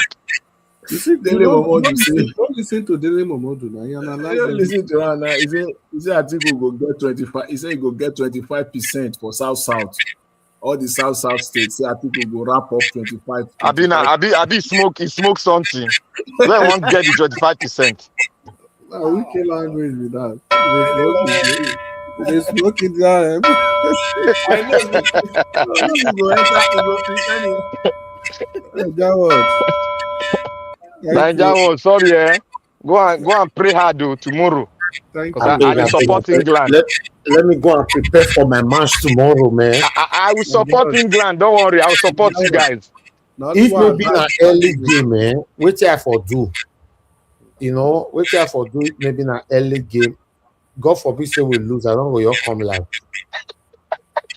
Especially I go laugh you tire. I go do video for you. No, the only thing we go make England lose, I don't talk am. Now if England go they complain to referee, now that one go make they go if they complain, I go watch their matter now. If Argentina do one thing, England will repay them immediately. Make the whole world they say. Argentina no fit help you, then you go complain. Referee no do. If they help you, go help them. Let's see the way referee will take give them. Made them knock that Messi for leg. That's the only thing. When they do something, that would be a tough match though. A very tough match. Now tough match, they go fight for feed now. You don't know so they go fight. I'll come. I'll make sure that I come like earlier if I can, like 6:30, 6:40, so that because I don't want to miss anything about that match at all. But Nigeria watch one thing you pray for. You see that on 18 yard. Wanna not let Messi take shot for that 18 yard. That's the only way to wound them. They tell you say I made the plan for the over Sabi. Like say you care. Like say you want me we win. They give me year advice. Year advice. Now you're the beast for year. I love England, though. Like say you care. Yeah, thank you. I don't say I come late. Like I like your para for England matter well. I better go. Now my second country with that now. Even when they're not good, you go see president. I don't know why. Braxton, come and predict. Give a prediction. Braxton, what do you think? You want to predict? 3-2 England. 3-2. Wow. Okay. Braxton, are you sure? No, yeah, I'm sure. That happened. How many goals would Messi score? 0. Good. Messi has scored 7 goals in a row. Average of 1.5 per match. He said 0. He said 0. Come on for there.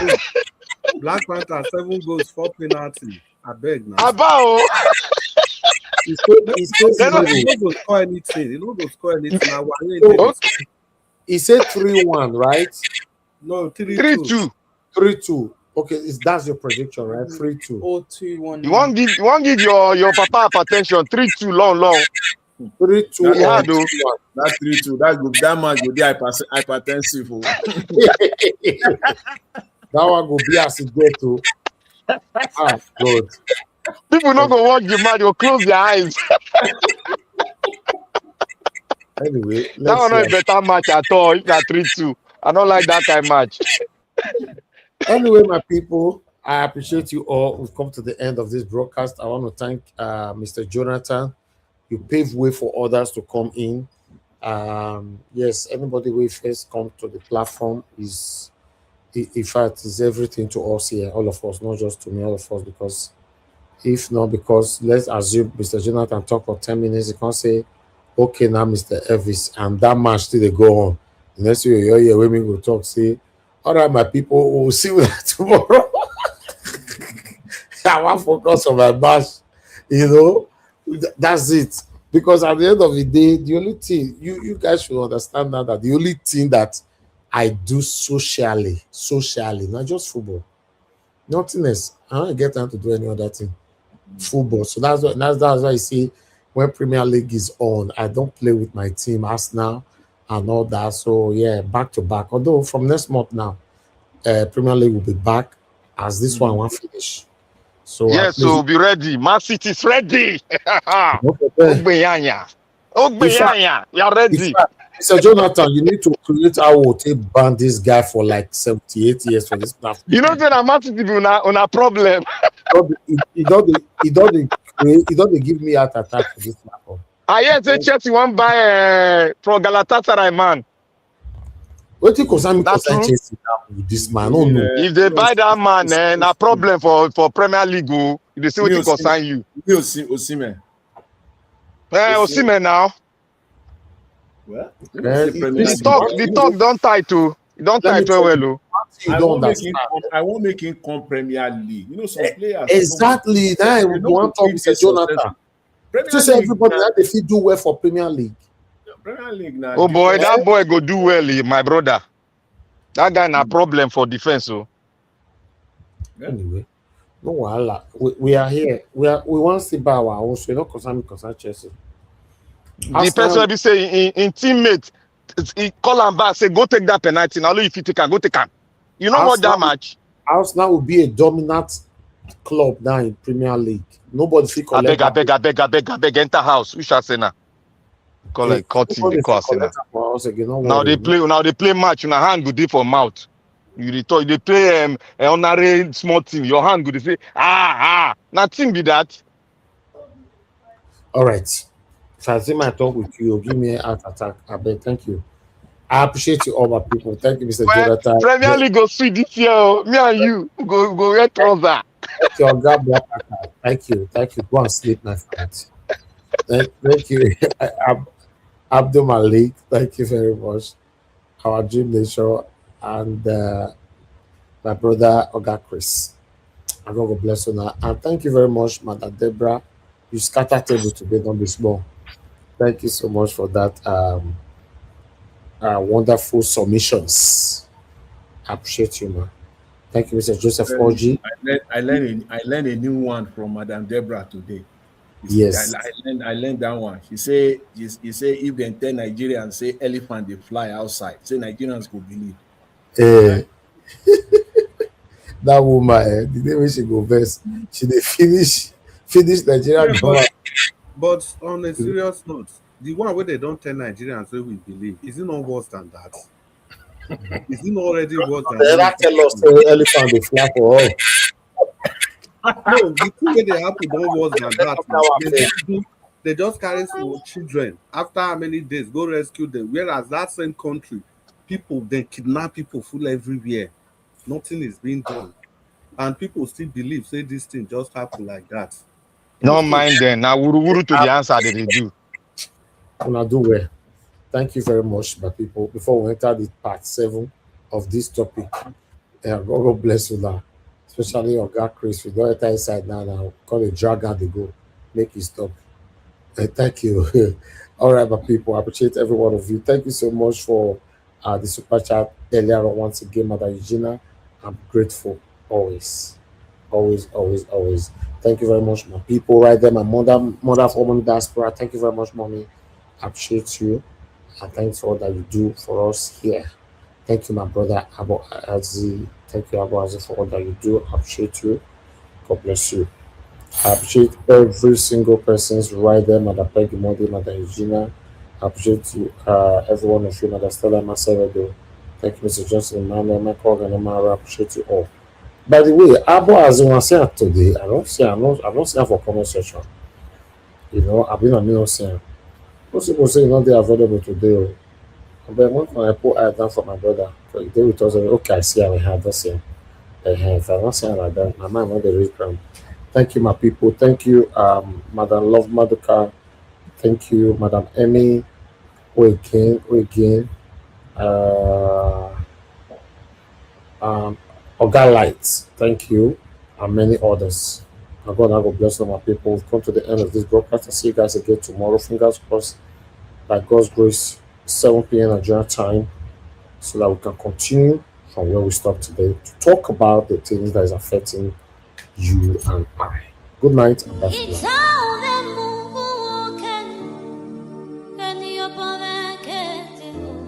That's right.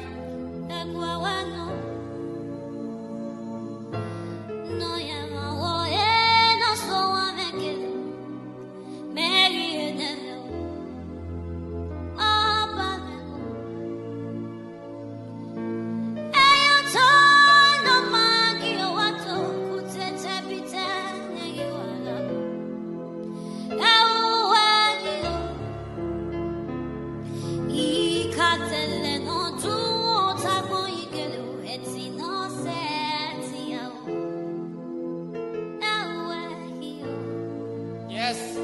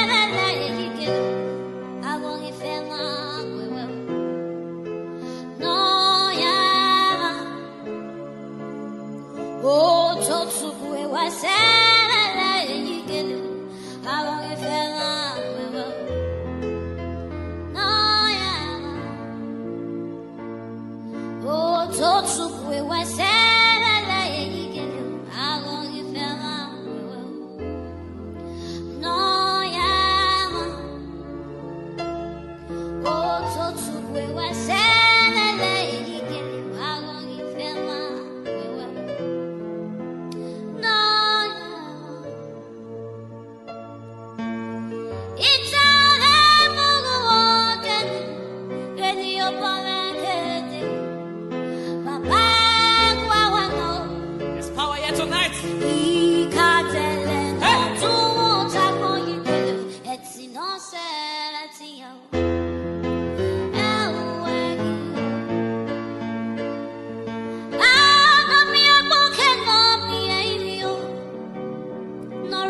Know yourself.